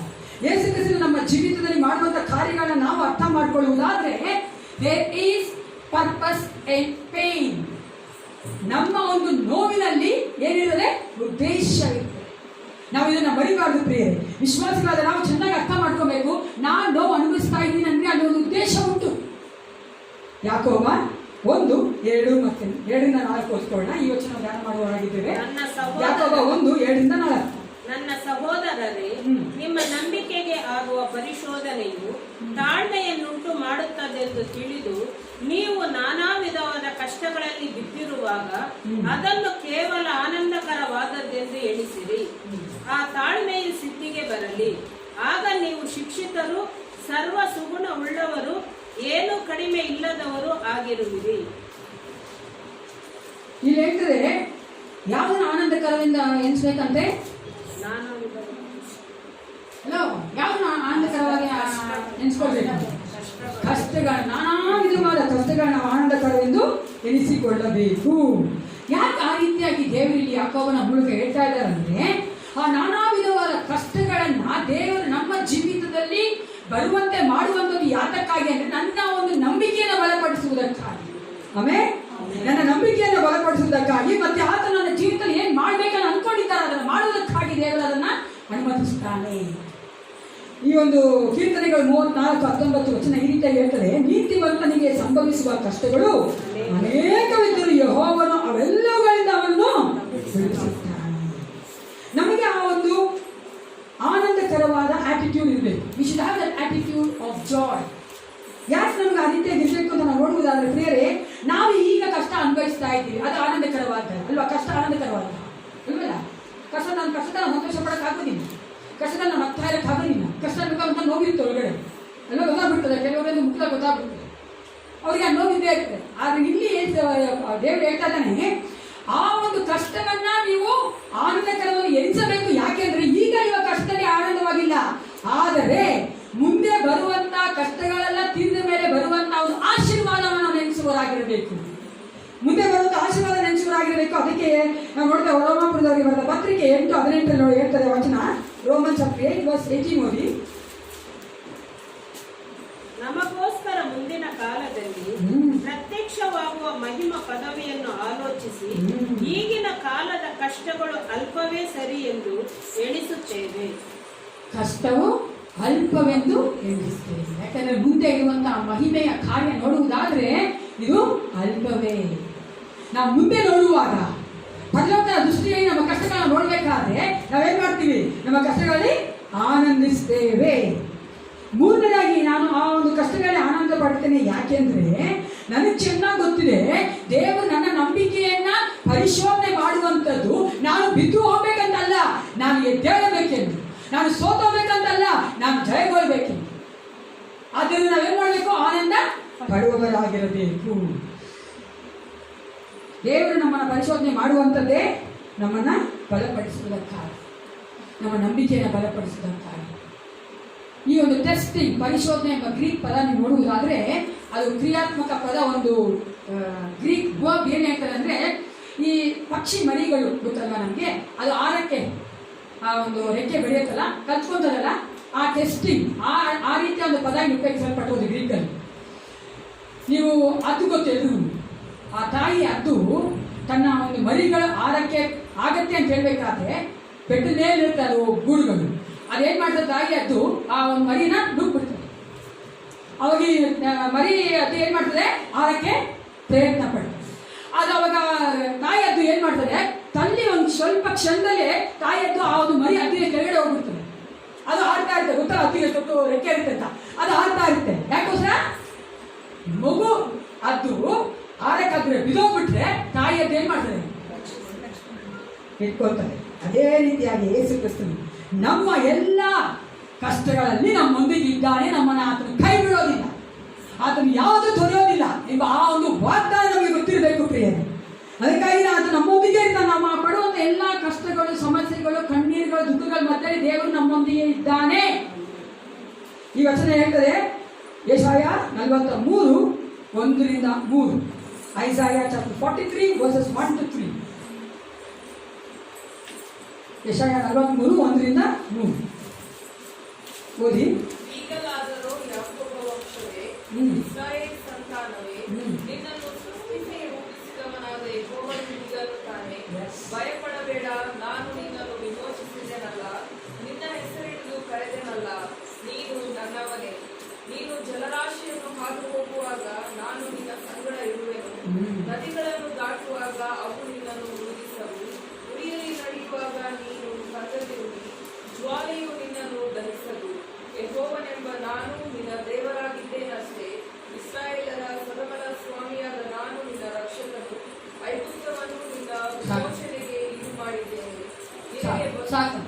ಈಗ ನಾವು ನೋಡ್ತೇವೆ ಯೆಹೋವ ದೇವರು ಯೇಸು ಕ್ರಿಸ್ತನು ತ್ರಯೇಕ ದೇವರು ನಮ್ಮೊಂದಿಗೆ ಯಾವಾಗ ಇರ್ತಾರಂತೆ? ಜಲರಾಶಿ ಹಾದು ಹೋಗುವಾಗ ಅಲ್ವಾ, ಅಗ್ನಿ ಜ್ವಾಲೆ ಇರುತ್ತೆ. ಆ ರೀತಿಯ ಕಷ್ಟಗಳನ್ನ ನಾವು ಇದ್ದಾಗೂ ಸಹ ದೇವರು ನಮ್ಮೊಂದಿಗೆ ಇರುತ್ತಾನೆ. ಮತ್ತೊಂದು ಒಳ್ಳೆಯ ವಚನ ಓದಿಕೊಳ್ಳೋಣ. ಕೀರ್ತನೆಗಳು 34:18 ಓದಿ. Psalms 34:18 ಏನೇಳ್ತಾರೆ ವಚನ? ಮುರಿದ ಮನಸ್ಸುಳ್ಳವರಿಗೆ ಯೆಹೋವನು ನೆರವಾಗುತ್ತಾನೆ, ಯೆಹೋವ ನೆರವಾಗುತ್ತಾನೆ, ಕುಗ್ಗಿ ಹೋದವರನ್ನು ಉದ್ಧಾರ ಮಾಡುತ್ತಾನೆ. ಕುಗ್ಗಿ ಹೋದವರನ್ನ ಉದ್ಧಾರ ಮಾಡುತ್ತಾನೆ. ದೇವರು ನಮಗೆ ಆ ಒಂದು ಕಷ್ಟಗಳು ಬರಬೇಕಾದ್ರೆ ನಾವು ಆನಂದವಾಗಿರುವಂತೆ ಮಾಡುವಂಥದ್ದು ದೇವರ ವಾಕ್ಯಗಳು. ದೇವರ ಒಂದು ವಾಗ್ದಾನಗಳು ನಮ್ಮನ್ನ ಏನ್ ಮಾಡ್ತದೆ? ನಾವು ಸಂತೋಷವಾಗಿರುವಂತೆ ಮಾಡ್ತದೆ. ನಮಗೆ ಚೆನ್ನಾಗಿ ಗೊತ್ತಿದೆ ದೇವರು ನಮ್ಮ ಜೀವಿತದಲ್ಲಿ ಇದ್ದಾನೆ, ಆತನ ಎಲ್ಲವನ್ನ ಕಂಟ್ರೋಲ್ ಮಾಡ್ತಾನೆ. ಏನ್ ಮಾಡ್ತಾನೆ? ನಾವು ನಮ್ಮ ಜೀವಿತವನ್ನು ಕಂಟ್ರೋಲ್ ಮಾಡೋದಲ್ಲ ಪ್ರಿಯ. ಅನೇಕ ವೇಳೆ ನಾವು ಅನ್ಕೋತೀವಲ್ಲ, ನನ್ನ ಜೀವನ ನಾನು ಕಂಟ್ರೋಲ್ ಮಾಡ್ತೀನಿ, ನನ್ನ ಜೀವನ ನಾನು ಇಷ್ಟ ಬಂದಂಗಿರ್ತೀನಿ. ಏಸಪ್ಪ ನಮ್ಮ ಜೀವಿತವನ್ನ ಕಂಟ್ರೋಲ್ ಮಾಡುವಾತನಾಗಿದ್ದಾನೆ. ಆತನು ತನ್ನ ಆಲೋಚನೆ ಮೇರೆಗೆ ಎಲ್ಲವನ್ನ ಮಾಡುವಾತನಾಗಿದ್ದಾನೆ. ಆದ್ದರಿಂದ ನಾವು ಮರಿಬಾರದು. There is a purpose in the pain. ನಾವು ಪಡುವಂತಹ ನೋವಿನಲ್ಲಿ ಉದ್ದೇಶ ಉಂಟು, ನಾವು ಮರಿಬಾರದು. 3 ಯಾಕೋಬ 1:2-3 ಓದೋಣ. Come back to that verse. James 1:2-3. ನನ್ನ ಸಹೋದರರೇ, ನಿಮ್ಮ ನಂಬಿಕೆಗೆ ಆಗುವ ಪರಿಶೋಧನೆಯು ತಾಳ್ಮೆಯನ್ನುಂಟು ಮಾಡುತ್ತದೆಂದು ತಿಳಿದು ನೀವು ನಾನಾ ವಿಧವಾದ ಕಷ್ಟಗಳಲ್ಲಿ ಬಿದ್ದಿರುವಾಗ ಅದನ್ನು ಕೇವಲ ಆನಂದಕರವಾದದ್ದೆಂದು ಎಣಿಸಿರಿ. ಇಲ್ಲಿ ನಾವೇನ್ ನೋಡ್ತೇವೆ? ದೇವರು ಆ ಒಂದು ಕಷ್ಟಗಳಲ್ಲಿ, ನಮ್ಮ ಕಣ್ಣೀರಲ್ಲಿ, ನಮ್ಮ ದುಃಖಗಳಲ್ಲಿ ದೇವರಿದ್ದಾನೆ. ಆದ್ರೆ ಆ ರೀತಿಯಾದ ನಾನಾ ವಿಧವಾದ ಕಷ್ಟಗಳನ್ನ ದೇವರು ನಮಗೆ ಆ ಒಂದು ಅನುಮತಿಸಬೇಕಾದ್ರೆ ನಮಗೆ ಏನ್ ಬರ್ತದಂತೆ? ಎಂಡ್ಯೂರೆನ್ಸ್, ತಾಳ್ಮೆ ಬರ್ತದೆ. ತಾಳ್ಮೆ ಬರ್ತದೆ. ಯಾಕಂದ್ರೆ ದೇವರು ನಮ್ಮನ್ನ ಪರಿಶೋಧನೆ ಮಾಡ್ತಾನಂದ್ರೆ ನಮ್ಮ ನಂಬಿಕೆಯನ್ನ ಬಲಪಡಿಸುವುದಕ್ಕಾಗಿ, ನಮ್ಮ ನಂಬಿಕೆಯನ್ನ ಶುದ್ಧ ಮಾಡುವುದಕ್ಕಾಗಿ. ನೀವೊಂದು ಸಿಲ್ವರ್, ಒಂದು ಮೆಟಲ್ ಅಂದ್ರೆ ನೀವು ಬೆಳ್ಳಿಯ ಒಂದು ಬೆಳ್ಳಿ ನೋಡುವುದಾದ್ರೆ ಅದನ್ನ ಏನ್ ಮಾಡ್ತಾರೆ? ದೊಡ್ಡ ಒಂದು ಪಾತ್ರೆ ಹಾಕಿ ಕೆಳಗಡೆ ಬೆಂಕಿ ಹಾಕಿ ಅದನ್ನ ಚೆನ್ನಾಗಿ ಕಳಿಸ್ತಾರೆ. ಯಾಕಂದ್ರೆ ಆ ಒಂದು ಬೆಳ್ಳಿಯಲ್ಲಿ ಇರುವಂತಹ ಎಲ್ಲ ಕಲ್ಮಶಗಳು ಏನ್ ಮಾಡ್ಬೇಕು? ಹೊರಗಡೆ ಬರಬೇಕು ಅಂತ. ಆ ಕಳಿಸ್ತಾ ಇರೋದು ಏನ್ ಮಾಡ್ತಾರೆ? ಆ ಕಲ್ಮಶ ಬರ್ತಾ ಬರ್ತಾ ತೆಗೆದು ಹಾಕ್ತಾರೆ, ಆ ಕಸವೆಲ್ಲ ತೆಗೆದಾಕ್ಬಿಡ್ತಾರೆ. ಹಂಗೆ ಆಗ್ತದ ಉರಿ ಜಾಸ್ತಿ ಮಾಡ್ತಾನೆ ಇರ್ತಾರೆ. ಯಾವಾಗವರೆಗೂ ಅದನ್ನ ಕಾಯಿಸ್ತಾರೆ, ಆ ಒಂದು ಬೆಳ್ಳಿ ಆ ಒಂದು ಪ್ಯೂರ್ ಆಗಿ ಶುದ್ಧವಾಗಿ ಬರೋವರೆಗೂ. ಆ ಶುದ್ಧತೆ ಹೆಂಗ್ ಕಂಡಿಡ್ತಾರೆ ಅಂದ್ರೆ ಅವರ ಒಂದು ಇಮೇಜ್ ಆ ಒಂದು ಸಿಲ್ವರ್ ಬರಬೇಕು, ಅವರ ಮುಖ ಆ ಸಿಲ್ವರ್ ಕಾಣಿಸ್ಬೇಕು. ಅವಾಗವರೆಗೂ ಅದನ್ನು ಕಾಯಿಸಿ ಶುದ್ಧ ಮಾಡ್ತಾನೆ. ಕರ್ತನಾದ ಯೇಸು ಕ್ರಿಸ್ತನು ಅದೇ ರೀತಿಯಾಗಿ ನಮ್ಮ ಜೀವಿತದಲ್ಲಿ ಏನ್ ಮಾಡ್ತಾನೆ? ಕಷ್ಟಗಳ ಮೂಲಕವಾಗಿ ನಮ್ಮನ್ನ ಹಾದು ಹೋಗುವಂತೆ ಮಾಡುವುದರ ಮೂಲಕವಾಗಿ ನಮ್ಮಲ್ಲಿ ಆತನ ಸಾರೂಪ್ಯ ಉಂಟು ಮಾಡ್ತಾನೆ. ನಮ್ಮಲ್ಲಿ ಆತನ ಸಾರೂಪ್ಯ ಕಂಡಿಡಬೇಕು, ಕಾಣ್ಬೇಕು. ಆವಾಗವರೆಗೂ ದೇವರು ನಮ್ಮನ್ನು ನಡೆಸುವ. ಆದ್ರೆ ಆ ಎಲ್ಲಾ ಕಷ್ಟಗಳಲ್ಲಿ ನಾವೇನೋ ಅನ್ಕೋಬೇಕಂತೆ? ಆನಂದಕರವಾಗಿದೆ. ಅಲ್ಲಿ ದೇವರು ಹೇಳ್ತಿಲ್ಲ ಕಷ್ಟಗಳು ಆನಂದಕರ ಅಂತ. ಅಂದ್ರೆ ಆನಂದಕರವೆಂದು ನೀವು ಎನಿಸ್ತೀರಿ. You have to consider it as a joy. ಇವಾಗ 1:4 ಓದೋಣ. ಯಾಕೋಬ 1:4. ಆ ತಾಳ್ಮೆಯ ಸಿದ್ಧಿಗೆ ಬರಲಿ, ಆಗ ನೀವು ಶಿಕ್ಷಿತರು, ಸರ್ವ ಸುಗುಣ ಉಳ್ಳವರು, ಏನೂ ಕಡಿಮೆ ಇಲ್ಲದವರು ಆಗಿರುವಿರಿ. ಸಿದ್ಧಿಗೆ ಬರಲಿ ಚೆನ್ನಾಗಿದೆ, ಅದು ಪದ ಇದೆ. ಆ ತಾಳ್ಮೆಯು ಸಿದ್ಧಿಗೆ ಬರಲಿ. ಆ ಒಂದು ತಾಳ್ಮೆ ಸಿದ್ಧಿಗೆ ಬರಲಿ ಕೇಳಬೇಕಾದ್ರೆ ಅದು ಕಂಪ್ಲೀಷನ್ ಅಲ್ವಾ? ಫೈನಲ್ ಆಗಿ ಕಂಪ್ಲೀಟ್ ಆಗುವಂಥದ್ದು. ನಮ್ಮ ಒಂದು ಜೀವಿತದಲ್ಲಿ ಬರುವಂತಹ ಎಲ್ಲಾ ಕಷ್ಟಗಳು, ನೋವುಗಳು, ಕಣ್ಣೀರುಗಳು ಅದು ನಮ್ಮನ್ನ ಏನ್ ಮಾಡ್ತಂದ್ರೆ ತಾಳ್ಮೆಯನ್ನ ಕೊಡುತ್ತದೆ. ಆ ತಾಳ್ಮೆ ಸಿದ್ಧಿಗೆ ಬರುತ್ತದೆ, ಅದು ಕಂಪ್ಲೀಟ್ ಆಗ್ತದೆ. ನಾವು ನೋಡ್ತೇವೆ ಫಿಲಿಪ್ಪ 1:6 ಈ ರೀತಿ ಹೇಳ್ತದೆ, ಈ ಒಳ್ಳೆ ಕೆಲಸವನ್ನು ನಿಮ್ಮಲ್ಲಿ ಪ್ರಾರಂಭಿಸಿದ ಆತನು ಅದು ನಡೆಸಿಕೊಂಡು ಯೇಸು ಕ್ರಿಸ್ತನು ಬರುವ ದಿನಗಳೊಳಗಾಗಿ ಸಿದ್ಧಿಗೆ ತರುವನೆಂದು ನನಗೆ ಭರವಸೆ ಉಂಟು. ನಮ್ಮಲ್ಲಿ ಪ್ರಾರಂಭಿಸುವಂತಹ ಒಳ್ಳೆ ಕಾರ್ಯವನ್ನ ಯೇಸು ಕ್ರಿಸ್ತನು ಸಿದ್ಧಿಗೆ ತರುವಾತನಾಗಿದ್ದಾನೆ. ಕೀರ್ತನೆಗಳು 138 ಈ ರೀತಿ ಹೇಳ್ತದೆ, ಯೆಹೋವನ ಕಾರ್ಯವನ್ನು ಸಿದ್ಧಿಗೆ ತರುವನು. ನಾವು ಆ ಒಂದು ಕಷ್ಟಗಳಿಗೆ ನಮ್ಮನ್ನ ಒಪ್ಪಿಸ್ಕೊಡ್ಬೇಕು. ಆ ಒಂದು ದುಃಖವನ್ನು ಪಡಬೇಕಾದ್ರೆ ನಾವು ಚೆನ್ನಾಗಿ ಅರ್ಥ ಮಾಡ್ಕೋಬೇಕು, ದೇವರು ನಮ್ಮ ಜೀವಿತದಲ್ಲಿ ಒಂದು ಕಾರ್ಯ ಮಾಡ್ತಾ ಇದ್ದಾನೆ. ದೇವರು ಆ ಒಂದು ಕಾರ್ಯದಲ್ಲಿ ನಮ್ಮನ್ನ ರೂಪಿಸುವುದಕ್ಕಾಗಿ, ಆತನು ಏನು ಅನ್ಕೊಂಡು ಆ ರೀತಿಯಾಗಿ ನಮ್ಮನ್ನು ಮಾಡುವುದಕ್ಕಾಗಿ ದೇವರನ್ನ ಅನುಮತಿಸಿದ್ದಾನೆ ಎಂದು ನಾವು ಚೆನ್ನಾಗಿ ತಿಳ್ಕೊಳ್ಬೇಕು. ಪೌಲ 3 ಸಾರಿ ದೇವರ ಹತ್ರ ಪ್ರಾರ್ಥನೆ ಮಾಡ್ತಾನೆ, ನನ್ನ ದೇಹದಲ್ಲಿರುವಂತಹ, ನನ್ನ ಶರೀರದಲ್ಲಿರುವಂಥ ಮುಳ್ಳನ್ನ ತೆಗೆದು ಹಾಕು ಅಂತ. ನಮ್ಮೆಲ್ಲರೂ ಗೊತ್ತು. ಇವಾಗ 3 ಸಾರಿ ಪ್ರಾರ್ಥನೆ ಮಾಡ್ತಾನೆ. ಆದರೆ ದೇವರು ಏನು ಉತ್ತರ ಕೊಡ್ತಾನೆ ಆತನಿಗೆ? 2 ಕೊರಿಂಥ 12:9-10 ಓದೋಣ. 2 ಕೊರಿಂಥ 12:9 ಮತ್ತು 10. ಅದಕ್ಕಾತನು, ನನ್ನ ಕೃಪೆಯೇ ನಿನಗೆ ಸಾಕು, ಬಲಹೀನತೆಯಲ್ಲಿಯೇ ಬಲವು ಪೂರ್ಣ ಸಾಧಕವಾಗುತ್ತದೆ ಎಂದು ನನಗೆ ಹೇಳಿದ್ದಾನೆ. ಹೀಗಿರಲಾಗಿ ಕ್ರಿಸ್ತನ ಬಲವು ನನ್ನಲ್ಲಿ ನೆಲೆಸಿಕೊಂಡಿರಬೇಕೆಂದು ನನಗುಂಟಾಗುವ ನಿರ್ಬಲಾವಸ್ಥೆಗಳ ವಿಷಯದಲ್ಲಿಯೇ ಬಹು ಸಂತೋಷವಾಗಿ ಹೆಚ್ಚಳ ಪಡುವೆನು. ಆದುದರಿಂದ ನಾವೇನ್ ನೋಡ್ತೇವೆ? ಆತನಿಗೆ ಏನಂತೆ? ನನ್ನ ಕೃಪೆಯೇ ನಿನಗೆ ಸಾಕು ಅಲ್ವಾ? ನನ್ನ ಬಲವು ನಿನ್ನೊಂದಿಗೆ ಇರ್ತದೆ. ಅನೇಕ ಸಾರಿ ನಾವು ಪ್ರಾರ್ಥನೆ ಮಾಡಬೇಕಾದ್ರೆ, ಕಷ್ಟಗಳಿರಬೇಕಾದ್ರೆ ದೇವರು ಈ ರೀತಿಯಾಗಿ ನಮಗೆ ಉತ್ತರವನ್ನ ಕೊಡುತ್ತಾನೆ. ಯೇಸು ಕ್ರಿಸ್ತನ ನೋಡುವುದಾದ್ರೆ, ಯೇಸು ಕ್ರಿಸ್ತನ ಜೀವಿತದಲ್ಲಿ ಅನೇಕ ಕಷ್ಟಗಳು ಬರ್ತಾನೆ, ಅನೇಕ ದುಃಖಗಳಿತ್ತಲ್ಲ. ಯಾವ ರೀತಿಯಾಗಿ ಯೇಸು ಕ್ರಿಸ್ತನ ಅದಕ್ಕೆ ಪ್ರತಿಕ್ರಿಯೆ ಮಾಡ್ದ ಅಂತ ನೋಡಬೇಕಾದ್ರೆ ಮಾರ್ಕ 14:35-36 ಓದ್ಕೊಳ್ಳೋಣ. ಮಾರ್ಕನ ಸುವಾರ್ತೆ 14ನೇ ಅಧ್ಯಾಯದಲ್ಲಿ 35 ಮತ್ತು 36 ಓದಿ. Mark chapter 14:35-36. ಹೋಗಿ ನೆಲದ ಮೇಲೆ ಅಡ್ಡಬಿದ್ದು ಸಾಧ್ಯವಾದರೆ ಆ ಗಳಿಗೆ ತನ್ನನ್ನು ಬಿಟ್ಟು ಹೋಗುವಂತೆ ದೇವರನ್ನು ಪ್ರಾರ್ಥಿಸಿ, ಅಪ್ಪ ತಂದೆಯೇ, ನಿನಗೆ ಎಲ್ಲವೂ ಸಾಧ್ಯ, ಈ ಪಾತ್ರೆಯನ್ನು ನನ್ನಿಂದ ತೊಲಗಿಸು, ಆದರೂ ನನ್ನ ಚಿತ್ತದಂತಾಗದೆ ನಿನ್ನ ಚಿತ್ತದಂತೆ ಆಗಲಿ ಅಂದರು. ಇಬ್ರಿ 5:8 ಕೂಡ ಓದ್ಬಿಡಿ. ಇಬ್ರಿ ಚಾಪ್ಟರ್ 5:8 ಕೂಡ ಓದಿ.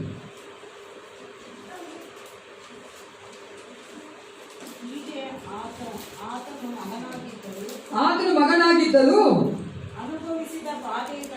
ಅನುಭವಿಸಿದ ಬಾಧೆಗಳಿಂದಲೇ ವಿಧೇಯತೆಯನ್ನು ಚೆನ್ನಾಗಿ ಕೇಳಿಸ್ಕೋಬೇಕು ಅಲ್ವಾ? ದೇವರು ತನ್ನ ಮಗನಾದ ಯೇಸು ಕ್ರಿಸ್ತನನ್ನೇ ಬಿಡಲಿಲ್ಲ, ನಮ್ಮನ್ನ ನಿಮ್ಮನ್ನ ಬಿಡ್ತಾನ. ನಾನಾ ವಿಧವಾದ ಬಾಧೆಗಳಿಂದ ಆತನು ಏನ್ ಕಲ್ತ್ಕೊಂಡಂತೆ? ವಿಧೇಯತೆಯನ್ನು ಕಲ್ತ್ಕೊಂಡು.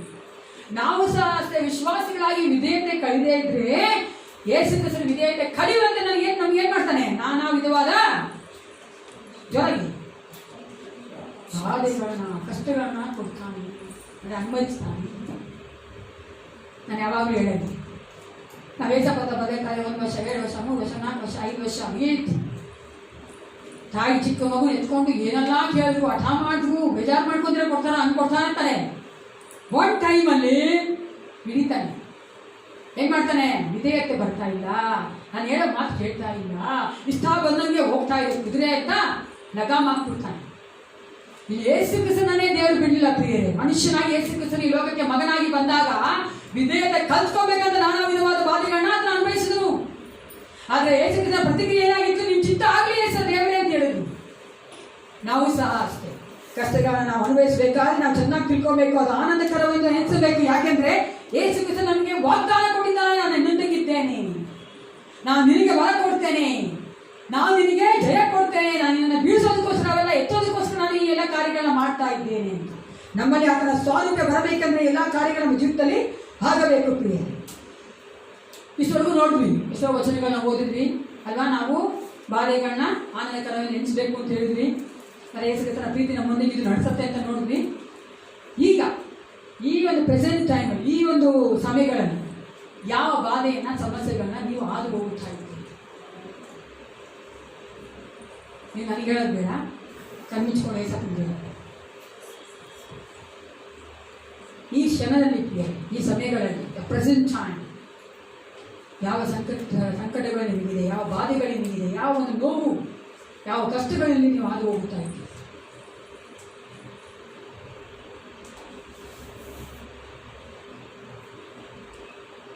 ನಮಗೆ ಗೊತ್ತು ಈ ಕಷ್ಟಗಳ ಮಧ್ಯೆ ಏಸಪ್ಪ ನಮ್ಮೊಂದಿದ್ದು ನಡೆಸ್ತಾನೆ ಅಂತ. ಆದರೆ ನನ್ನ ಪಾಠ ಏನು? ನಾನೇನು ಮಾಡಬೇಕು? ಅನೇಕರು ಏನು ಅನ್ಕೋತೀವಿ, ಹೇಳ್ತೀವಿ, ನನಗೆ ಗೊತ್ತು ಸಂಕಟದಿದ್ದೀನಿ, ಕಷ್ಟದಿದ್ದೀನಿ, ಬಾಧೆ ಪಡ್ತಾ ಇದ್ದೀನಿ ಅಲ್ವಾ, ಏಸಪ್ಪ ನನ್ನೊಂದಿಗೆ ಇದ್ದಾನೆ, ನಾನು ಆನಂದಕರ ಅನ್ಸ್ಕೊತೀನಿ. ಆದರೆ ಆ ಬಾಧೆಯಿಂದ ಕಷ್ಟದ ಹೊರಗಡೆ ಬರ್ಬೇಕಾದ್ರೆ ಏನು ಮಾಡಬೇಕು ಅಲ್ವಾ? ಆ ಕಷ್ಟದಿಂದ ಹೊರಗಡೆ ಬರ್ಬೇಕಾದ್ರೆ ಏನ್ ಮಾಡ್ಬೇಕು? ಅದಕ್ಕೆ ಉತ್ತರ ಇಲ್ಲಿದೆ ಪ್ರಿಯ. ಯಾಕೋಬ 1:5 ನೋಡಿ. ಯಾಕೋಬ 1:5. ನಿಮ್ಮಲ್ಲಿ ಯಾವನಿಗಾದರೂ ಜ್ಞಾನ ಕಡಿಮೆಯಾಗಿದ್ದರೆ ಅವನು ದೇವರನ್ನು ಕೇಳಿಕೊಳ್ಳಲಿ, ಅದು ಅವನಿಗೆ ದೊರಕುವುದು. ದೇವರು ಹಂಗಿಸದೆ ಎಲ್ಲರಿಗೂ ಉದಾರ ಮನಸ್ಸಿನಿಂದ ಕೊಡುವವನಾಗಿದ್ದಾನೆ. ಈಗ ನಾವೇನ್ ಮಾಡ್ತೇವೆ? ಅದ್ರ ಉತ್ತರ ಏನಾಗಿದೆ? ನಾವ್ ಯಾರನ್ನ ಕೇಳಬೇಕಾಗಿದೆ? ದೇವರಿಂದ ಜ್ಞಾನ ಕೇಳಬೇಕು. ಅನೇಕ ವೇಳೆ ನಮಗೆ ತಿಳುವಳಿಕೆ ಇದೆ, ಅನೇಕ ವೇಳೆ ನಮ್ಗೆ ಗೊತ್ತು ಏನಾಗ್ತಾ ಇದೆ, ಏನಿದೆ ಪರಿಸ್ಥಿತಿ, ಹೆಂಗಿದೆ, ನಮ್ಮ ಒಂದು ಸಿಚುವೇಶನ್ ಹೆಂಗಿದೆ ಅಂತೆಲ್ಲ ನಮ್ಗೆ ಗೊತ್ತು. ಅದ್ರ ಹ್ಯಾಂಡಲ್ ಮಾಡೋಕ್ಕೆ ನಮಗೇನಿಲ್ಲ, ಜ್ಞಾನ ಇಲ್ಲ ಪ್ರಿಯ. ತಿಳುವಳಿಕೆ ಸಾಕು, ಜ್ಞಾನ ಕೊಡುವಾಗ ನಮ್ಮ ಏಸಪ್ಪನೇ. ಲೋಕದ ಜ್ಞಾನ ಅದು ವ್ಯರ್ಥ, ವೇಸ್ಟ್. ಲೋಕದ ಜ್ಞಾನದಿಂದ ನಾವೆಲ್ಲವನ್ನ ಸರಿ ಮಾಡಕ್ ಸಾಧ್ಯ ಇಲ್ಲ. ಆದ್ರೆ ಏಸಪ್ಪ ಕೊಡೋದ ಜ್ಞಾನದಿಂದ ನಾವು ಒಂದು ಪರಿಸ್ಥಿತಿಯಿಂದ ಹೊರಗಡೆ ಬರ್ಬೋದು. ಏಸಪ್ಪ ನಮಗೆ ಸಹಾಯ ಮಾಡ್ತಾನೆ. ಆದ್ರೆ ನಾವೇನ್ ಮಾಡ್ಬೇಕು? ಕೇಳಿಕೊಳ್ಳುವವರಾಗಿರಬೇಕು ಪ್ರಿಯ. ಯಾಕಂದ್ರೆ ಆತನು ನಮ್ಮ ದೇವರು ಹೆಂಗಿದ್ದಾರೆ ಅಂದ್ರೆ, Hebrews 4:14-16 Hebrews chapter 4:14-16 Hebrews 4:14-16 ಆಕಾಶ ಮಂಡಲಗಳನ್ನು ದಾಟಿ ಹೋದ ದೇವಕುಮಾರನಾದ ಯೇಸು ಎಂಬ ಶ್ರೇಷ್ಠ ಮಹಾಯಾಜಕನು ನಮಗಿರುವುದರಿಂದ ನಾವು ಮಾಡಿರುವ ಪ್ರತಿಜ್ಞೆಯನ್ನು ಬಿಡದೆ ಹಿಡಿಯೋಣ. ಯಾಕೆಂದರೆ ನಮಗಿರುವ ಮಹಾಯಾಜಕನು ಯೇಸು ನಮ್ಮ ನಿರ್ಬಲಾವಸ್ಥೆಯನ್ನು ಅನುತಾಪವಿಲ್ಲದವನಲ್ಲ. ಆತನು ಸರ್ವ ವಿಷಯಗಳಲ್ಲಿ ನಮ್ಮ ಹಾಗೆ ಶೋಧನೆಗೆ ಗುರಿಯಾದನು, ಪಾಪ ಮಾತ್ರ ಮಾಡಲಿಲ್ಲ. ಆದ್ದರಿಂದ ನಾವು ಕರುಣೆಯನ್ನು ಹೊಂದುವಂತೆಯೂ ಆತನ ದಯೆಯಿಂದ ಸಮಯೋಚಿತವಾದ ಸಹಾಯವು ನಮಗೆ ದೊರಕುವಂತೆಯೂ ಧೈರ್ಯದಿಂದ ಕೃಪಾಸನದ ಮುಂದೆ ಬರೋಣ. ನಮಗೆ ಅಧಿಕವಾಗಿ ಕಷ್ಟಗಳಿದೆ, ಕಣ್ಣೀರಿದೆ, ನೋವಿದೆ, ಬಾಧೆ ಇದೆ ಅಂದರೆ ನಾವೆಲ್ಲೂ ಹೋಗ್ಬಾರ್ದು. ರೂಮಲ್ಲ ಬಾಗಿಲು ಹಾಕೊಂಡು ಪ್ರೇರ್ ಮಾಡಬೇಕು ಅಲ್ವಾ? ಎಷ್ಟು ನಾವು ಅಧಿಕವಾಗಿ ಏಸಪ್ಪನ ಹತ್ರ ಪ್ರಾರ್ಥನೆ ಮಾಡ್ತೀವೋ, ಏಸಪ್ಪನಲ್ಲಿ ಇರ್ತೇವೋ, ಅಷ್ಟು ಬೇಗ ಆ ಕಷ್ಟಗಳನ್ನ ದೇವರು ನೀಗಿಸಿ ಕೊಡ್ತಾನೆ. ಯಾಕಂದ್ರೆ ಅಲ್ಲಿ ದೇವರು ಮಾಡ್ತಾ ಇರುವಂತ ಕಾರ್ಯ ನಮ್ಮಲ್ಲಿ ಪರಿಪೂರ್ಣವಾಗ್ತದೆ. ಆಮೇಲೆ ಅದಕ್ಕೆ ಏನ್ ಬೇಕು? ನಂಬಿಕೆ ನಾವು ಕಳ್ಕೊಳ್ಬೇಕಲ್ಲ. ನಮ್ಮಲ್ಲಿರುವಂತ ನಂಬಿಕೆಗೆ ಇರುವಂತ ಎಲ್ಲ ಕಲ್ಮಶಗಳು ಹೋಗ್ಬೇಕಲ್ಲ. ಆತನ ಕೊಟ್ಟಂತ ವಾಗ್ದಾನ ನಂಬುವಂತೆ ಮಾಡ್ಬೇಕಲ್ಲ. ಅದಕ್ಕೋಸ್ಕರವಾಗಿ ನಾವು ಯಾವ ಮನುಷ್ಯನ ಹತ್ರ ಹೋಗೋದು ಬೇಡ. ಯಾಕಂದ್ರೆ ನಮಗೆ ಆತನ ಏನಾಗಿದ್ದ, ನಮ್ಮ ನಿರ್ಬಲಾವಸ್ಥೆಯನ್ನು ಅರ್ಥ ಮಾಡಿಕೊಳ್ಳುವಂತ ಮಹಾಯಾಚಕನಾಗಿದ್ದಾನೆ. ಕರುಣೆಯ ಒಂದು ಆ ಸಿಂಹಾಸನ ಮುಂದೆ ಹೋಗ್ಬೇಕಾದ್ರೆ ದೇವರು ನಮ್ಮ ಪ್ರಾರ್ಥನೆನ ಕೇಳುವಾತನಾಗಿದ್ದಾನೆ. ಏಸಪ್ಪನ ಚೆನ್ನಾಗಿ ಗೊತ್ತು ನಾವು ಯಾವ ಕಷ್ಟ ಪಡ್ತಾ ಇದ್ದೀವಿ, ಯಾವ ಒಂದು ಪರಿಸ್ಥಿತಿ ಇದೀವಿ ಅಂತ ದೇವರು ಚೆನ್ನಾಗಿ ಗೊತ್ತು. ಅದಕ್ಕೆ ಮರಿಬೇಡಿ, ನಾವು ಕಷ್ಟಪಡಬೇಕಾದ್ರೆ ಯೇಸು ಕ್ರಿಸ್ತನಲ್ಲಿ ಅಧಿಕವಾಗಿ ನಾವು ಸ್ತೋತ್ರ ಮಾಡಬೇಕು. ಯೇಸಪ್ಪ ನನ್ನ ಒಂದು ಪರ್ಸನಲ್ ಲೈಫಲ್ಲಿ ನಾನು ಹಾಗೆ ಮಾಡೋದು. ಕಷ್ಟ ಬಂದಾಗ, ಕಣ್ಣೀರು ಬಂದಾಗ, ನಾನು ನೋವಾದಾಗ ನಾನು ಅಧಿಕವಾಗಿ ಯೇಸಪ್ಪನ ಸ್ತೋತ್ರ ಮಾಡೋದು, ಹಾಡುಗಳನ್ನ ಕೇಳೋದು, ಹಾಡುಗಳನ್ನ ಆಡೋದು. ಅಧಿಕವಾಗಿ ಸ್ತೋತ್ರ ಮಾಡ್ತಾ ಮಾಡ್ತಾ ನಮ್ಮ ಮನಸ್ಸು ಕೂಡ ಏನಾಗುತ್ತೆ, ತಿಳಿಯಾಗ್ತದೆ. ಆ ಎಲ್ಲ ಕಷ್ಟಗಳು, ನೋವುಗಳೆಲ್ಲ ಮರ್ತೋಗುತ್ತೆ. ಅದಕ್ಕೋಸ್ಕರವಾಗಿ ಫಿಲಿಪ್ಪಿಯರ ಪತ್ರಿಕೆ 4:4 ಹೇಳ್ತದೆ, ಯಾವಾಗಲೂ ಕರ್ತನೇ ಸಂತೋಷ ಪಡಿ ಎಂದು ತಿರುಗಿ ಹೇಳುತ್ತೇನೆ. ಯಾಕೆ ನಾನು ಸಂತೋಷ ಪಡ್ತೀನಿ ಅಂದರೆ, ನಾನು ಕಷ್ಟಪಡ್ತಾ ನಾನು ಒಬ್ಬಳೇ ಅಲ್ವಲ್ಲ, ನನ್ನೊಂದಿಗೆ ಯೇಸು ಕ್ರಿಸ್ತ ಇದ್ದಾನೆ. ನಿಮ್ಮೆಲ್ಲರೂ ಗೊತ್ತಿರೋಂಥ ಒಂದು ವಾಟ್ಸಪ್ ಬಂದಿತ್ತು. ಅಲ್ಲೊಬ್ಬ ವ್ಯಕ್ತಿ ಯೇಸು ಕ್ರಿಸ್ತನ ಕೇಳ್ತಾನಂತೆ. ಒಂದು ಸೀಶೋರಲ್ಲಿ ಅನ್ಕೋತೀನಿ, ಗೊತ್ತಿರ್ಬೋದು. ಆ ಸೀಶೋರಲ್ಲಿ ಸಮುದ್ರದ ದಡದಲ್ಲಿ ಅವ್ನು ನಡ್ಕೊಂಡು ಹೋಗ್ತಾ ಇರ್ತಾನಂತೆ. ಆತನ ಜೊತೆ ಇನ್ನೂ 2 ಹೆಜ್ಜೆಗಳು ಬರ್ತಾ ಇದೆ, ಒಟ್ಟು 4 ಹೆಜ್ಜೆ ಇದೆ. ಆಗ ಸ್ವಲ್ಪ ಮುಂದಕ್ಕೆ ಹೋಗಿದ ತಕ್ಷಣ 2 ಹೆಜ್ಜೆ ಇದೆ ಅಂತ, ಇನ್ನೂ 2 ಹೆಜ್ಜೆ ಇಲ್ಲ. ಅವಾಗ ಆತ ಕೇಳ್ತಾನಂತೆ, ಏನ್ ದೇವ್ರೆ, ನನ್ನ ಜೊತೆ ನಡ್ಕೊಂಡ್ಬಾರ್ದು, ನಾನು ಚೆನ್ನಾಗಿದ್ದಾಗ ನಾನು ಕಷ್ಟಪಡ್ತಾ ಇದ್ದೀನಿ, ನಾವು ಒಬ್ಬನೇ ಹೋಗ್ತಾ ಇದ್ದೀನಿ, ನೀನು ಎಲ್ಲೋದೆ ಅಂತ. ಅದಕ್ಕೆ ಸ್ವಲ್ಪ ನಾನು ಹೊತ್ಕೊಂಡಿದ್ದೀನಿ ಆ ಹೆಜ್ಜೆಗಳನ್ನು. ಆಮೇಲೆ ಅಲ್ವಾ, ಆ ಥರ ಏಸಪ್ಪ ನಮ್ಮ ಜೊತೆ ಇರ್ತಾನೆ. Yes, promise that he will never forsake, never leave you. ಅದನ್ನು ವಾಗ್ದಾನ ಕೊಟ್ಟಿಲ್ಲ, ನಮ್ಮನ್ನು ಯಾವತ್ತೂ ಅದನ್ನು ಬಿಡೋದಿಲ್ಲ, ಕೈ ಬಿಡೋದಿಲ್ಲ, ತೊರೆಯೋದಿಲ್ಲ. ಚೆನ್ನಾಗಿ ಅರ್ಥ ಮಾಡ್ಕೋಬೇಕು. ಮತ್ತೊಂದು, ಯೇಸು ಕ್ರಿಸ್ತನ ಒಂದು ಪರ್ಮಿಷನ್, ಅನುಮತಿ ಇಲ್ಲದೆ ನಮ್ಮ ಜೀವಿತದಲ್ಲಿ ಏನೂ ಆಗುವುದಿಲ್ಲ. ದಯವಿಟ್ಟು ಯೋಚನೆ ಮಾಡಬೇಡಿ, ಯಾರೋ ಮಾಟ ಮಂತ್ರ ಮಾಡಿಬಿಟ್ಟಿದ್ದಾರೆ, ಯಾರೋ ಏನೋ ಮಾಡಿಬಿಟ್ಟಿದ್ದಾರೆ, ಅವ್ರ ಕಣ್ಣು ನಮ್ಮ ಮೇಲೆ ಬಿಟ್ಬಿಟ್ಟಿದೆ, ಅವ್ರು ಹಂಗೆ ಮಾಡಿಬಿಟ್ಟಿದ್ದಾರೆ, ಹಿಂಗೆ ಮಾಡಿದ್ದಾರೆ. ಯಾರು ನಾನು ಯೇಸಪ್ಪನ ಮಕ್ಕಳ ಮುಟ್ಟಕ್ಕಾಗಲ್ಲ ಪ್ರಿಯರೇ. ಯೇಸು ಕ್ರಿಸ್ತನೇ ಅನುಮತಿ ಕೊಡ್ಬೇಕು. ಅದನ್ನು ಯಾಕೆ ಅನುಮತಿ ಕೊಡ್ತಾನೆ? ಆ ಕಷ್ಟಗಳ ಮೂಲಕವಾಗಿ ನಮ್ಮ ನಂಬಿಕೆ ಬಲಗೊಳ್ಳಬೇಕು. ಆತನು ಏನ್ ಮಾಡ್ಬೇಕಂದ್ರೆ ನನ್ನಲ್ಲಿ ಅದನ್ನ ಮಾಡ್ಬೇಕು, ಅದಕ್ಕಾಗಿ ಮಾಡ್ತಾನೆ ಹೊರತು ಯಾರು ನಮ್ಮನ್ನು ಮುಟ್ಟಕ್ಕಾಗಲ್ಲ. No one can touch the children of God. ಯಾಕಂದ್ರೆ ಯೇಸು ಕ್ರಿಸ್ತನ ಪರಿಶುದ್ಧ ರಕ್ತನ ನಮ್ಮನ್ನು ಕೊಂಡುಕೊಂಡಿದ್ದಾನೆ. ನಾವು ಆತನ ಮಕ್ಕಳು, ಆತನ ಗುಲಾಮರು. ಬೇರೆ ಯಾವ ಮನುಷ್ಯನಾಗಿ ಸೈತಾನಾಗಿ ಮುಟ್ಟಕ್ಕಾಗಲ್ಲ ನಮಗೆ. ಆದ್ರೆ ನಾವು ಅದಕ್ಕೆ ಒಪ್ಪಿಸ್ಕೊಳ್ಬೇಕು, ಚೆನ್ನಾಗಿ ನಾವು ನಡೆದುಕೊಳ್ಬೇಕು. There is purpose in pain. ನಮಗೆ ಆಗುತ್ತಿರುವ ನೋವಲ್ಲಿ ಉದ್ದೇಶ ಉಂಟು. ಅದಕ್ಕೆ ನಾವು ಒಪ್ಪಿಸಿಕೊಡುವುದಾದ್ರೆ ಯೇಸು ಕ್ರಿಸ್ತನ ಕಾರ್ಯ ಬೇಗ ಆಗೋಗುತ್ತೆ, ತುಂಬಾ ತಡ ಆಗೋದಿಲ್ಲ, ಬೇಗ ಮುಗಿದೋಗುತ್ತೆ ಆ ಕಷ್ಟಗಳು. ಇಲ್ಲ ನಾನು ಒಪ್ಪಿಸ್ಕೊಡಲ್ಲ, ನಾನು ಹಿಂಗೆ ಇರ್ತೀನಿ ಅಂದ್ರೆ ಏಸಪ್ಪ ಬಿಡಲ್ಲ. ಅಥವಾಗಿ ನಾನು ಏಸಪ್ಪ ಗೊತ್ತಲ್ವಾ? ನನ್ನ ಹಠ ಅಲ್ಲ, ನನ್ಗಿಂತ ನಮ್ಮ ಅಪ್ಪ ಆತು ಹಠ ಮಾಡ್ತಾನೆ ಇರ್ತಾರೆ. ಅದನ್ನು ಬಿಡಲ್ಲ ಅಂದ್ರೆ ಬಿಡಲ್ಲ. ಅದು ಬದಲಾಗಿ ಒಪ್ಪಿಸ್ಕೊಟ್ಟು ನಾನು ಸಂತೋಷವಾಗಿ ಹೌದು ನಾನು ಕೊಟ್ಟಿರೋ ಕಷ್ಟಗಳು ಏಸಪ್ಪನೇ ಮಾಡಿದ್ದಾನೆ, ನಾನು ನೊಂದಿಗಿದ್ದಾನೆ, ನನಗೆ ಬಲ ಕೊಡ್ತಾನೆ, ನಾನು ಅದನ್ನು ಬಿಡುಗಡೆ ಮಾಡ್ತಾನೆ ಅಂತ ನಾನು ಸರಿ ಮಾಡೋಕೆ ಒಪ್ಪಿಸ್ಕೊಡುವುದಾದ್ರೆ ದೇವರ ಒಂದು ಕಷ್ಟಗಳು ನಮಗೆ ಆನಂದಕರವಾಗಿರ್ತದೆ. ಎಲ್ಲರೂ ಎದುರಿಸಿಕೊಂಡವರಾಗಿ ಸತ್ಯವೇದಗಳನ್ನ ರೋಮಾಪುರದವರ ಪತ್ರಿಕೆ 8ನೇ ಅಧ್ಯಾಯಕ್ಕೆ ತಿಳಿಸ್ಕೊಡೋಣ. Everyone please stand up. ಎಲ್ಲರೂ ಎದುರಿಸಿಕೊಂಡವರಾಗಿ ಸತ್ಯವೇದಗಳನ್ನ ರೋಮಾಪುರದವರ ಪತ್ರಿಕೆ 8ನೇ ಅಧ್ಯಾಯ 28ನೇ ವಚನ. Romans chapter 8 verses 28. Romans chapter 8 verse 28. ರೋಮಾಪುರದವರ ಪತ್ರಿಕೆ 8ನೇ ಅಧ್ಯಾಯದಲ್ಲಿ 28ನೇ ವಚನ. ನಾವೆಲ್ಲರೂ ಒಟ್ಟಾಗಿ ಓದಿಕೊಳ್ಳುವವರಾಗಿದ್ದೇವೆ, ಅದಕ್ಕೋಸ್ಕರವಾಗಿ ಎಲ್ಲರೂ ತಿಳ್ಕೊಳ್ಳಿ. Romans chapter 8 verse 28. ಇದಲ್ಲದೆ ದೇವರ ಸಂಕಲ್ಪದ ಮೇಲೆ ಕರೆಯಲ್ಪಟ್ಟು ಆತನನ್ನು ಪ್ರೀತಿಸುವವರ ಹಿತಕ್ಕಾಗಿ ಎಲ್ಲ ಕಾರ್ಯಗಳು ಅನುಕೂಲವಾಗುತ್ತದೆ ಎಂದು ನಮಗೆ ಬರುತ್ತದೆ. ಎಲ್ಲ ಕಾರ್ಯಗಳು ಅನುಕೂಲವಾಗ್ತದೆ. ಅದು ಅನಾನುಕೂಲವಾದ ಕಾರ್ಯ ಆಗಿರ್ಬೋದು, ಕೆಟ್ಟದಾಗಿರ್ಬೋದು, ಒಳ್ಳೇದಾಗಿರ್ಬೋದು, ಏನೇ ಆಗಿದ್ರು ಯೇಸು ಕ್ರಿಸ್ತನ ಪ್ರೀತಿಸುವಂತ ನಮ್ಮಲ್ಲಿ ನಮ್ಮ ಜೀವಿತದಲ್ಲಿ ಆಗೋದೆಲ್ಲ ಒಳ್ಳೆಯದಕ್ಕೆ. ಯಾಕಂದ್ರೆ ಆತ ನಮ್ಮೊಂದಿಗಿದ್ದು ಏನೇ ಕಷ್ಟ ಬಂದು ನಮ್ಮೊಂದಿಗಿದ್ದು ಮಾಡ್ತಾನಲ್ಲ, ನಾನು ಒಬ್ಬಳೇ ಕಷ್ಟಪಡೋದಲ್ವಲ್ಲ. ಅದಕ್ಕೋಸ್ಕರ ನಾವು ಪ್ರಾರ್ಥನೆ ಮಾಡಿಕೊಳ್ಳೋಣ. Thank you.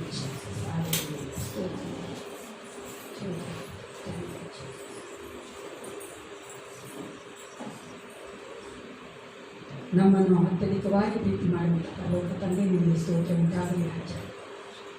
ನಾವು ಪಡುವಂಥ ಎಲ್ಲ ಬಾಧೆಗಳು, ಕಷ್ಟಗಳು ನಿನ್ನ ಮುಂದೆ ಇದೆ ಏಸಪ್ಪ.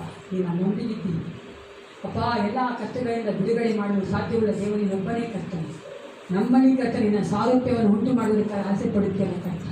ನಮಗೆ ಬರುವಂಥ ಎಲ್ಲ ಕಷ್ಟಗಳ ಕಣ್ಣೀರಿನ ಬಾಧೆಗಳ ಮಧ್ಯೆ ನಾವು ಸಂತೋಷವಾಗಿರುವಂತೆ ನೀನು ಕಾರ್ಯ ಮಾಡಿ ಏಸಪ್ಪ. ಮನುಷ್ಯ ಮಾತ್ರದವರು ನಮಗೆ ಏನು ಮಾಡಲು ಸಾಧ್ಯವಿಲ್ಲ ಕರ್ತ. ಸೈತಾನ ಕಾಲುಕೆಳ ಹಾಕಿ ತುಳಿದಂಥ ದೇವ ನೀನು ಕರ್ತ. ನಾವು ನಿನ್ನ ಮಕ್ಕಳು ಕರ್ತ.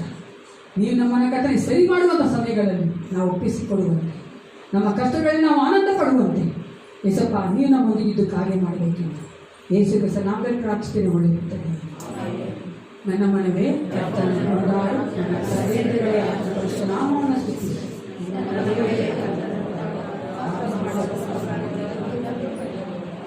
ನಮ್ಮ ಕರ್ತನಾದ ಯೇಸು ಕ್ರಿಸ್ತನ ಕೃಪೆಯು, ದೇವರ ಪ್ರೀತಿಯು, ಪವಿತ್ರಾತ್ಮ ಅನ್ಯೋನ್ಯತೆಯು, ಐಕ್ಯತೆಯು ಸದಾಕಾಲವನ್ನು ಎಲ್ಲರೊಂದಿಗೂ ಇರಲಿ. Praise the lord.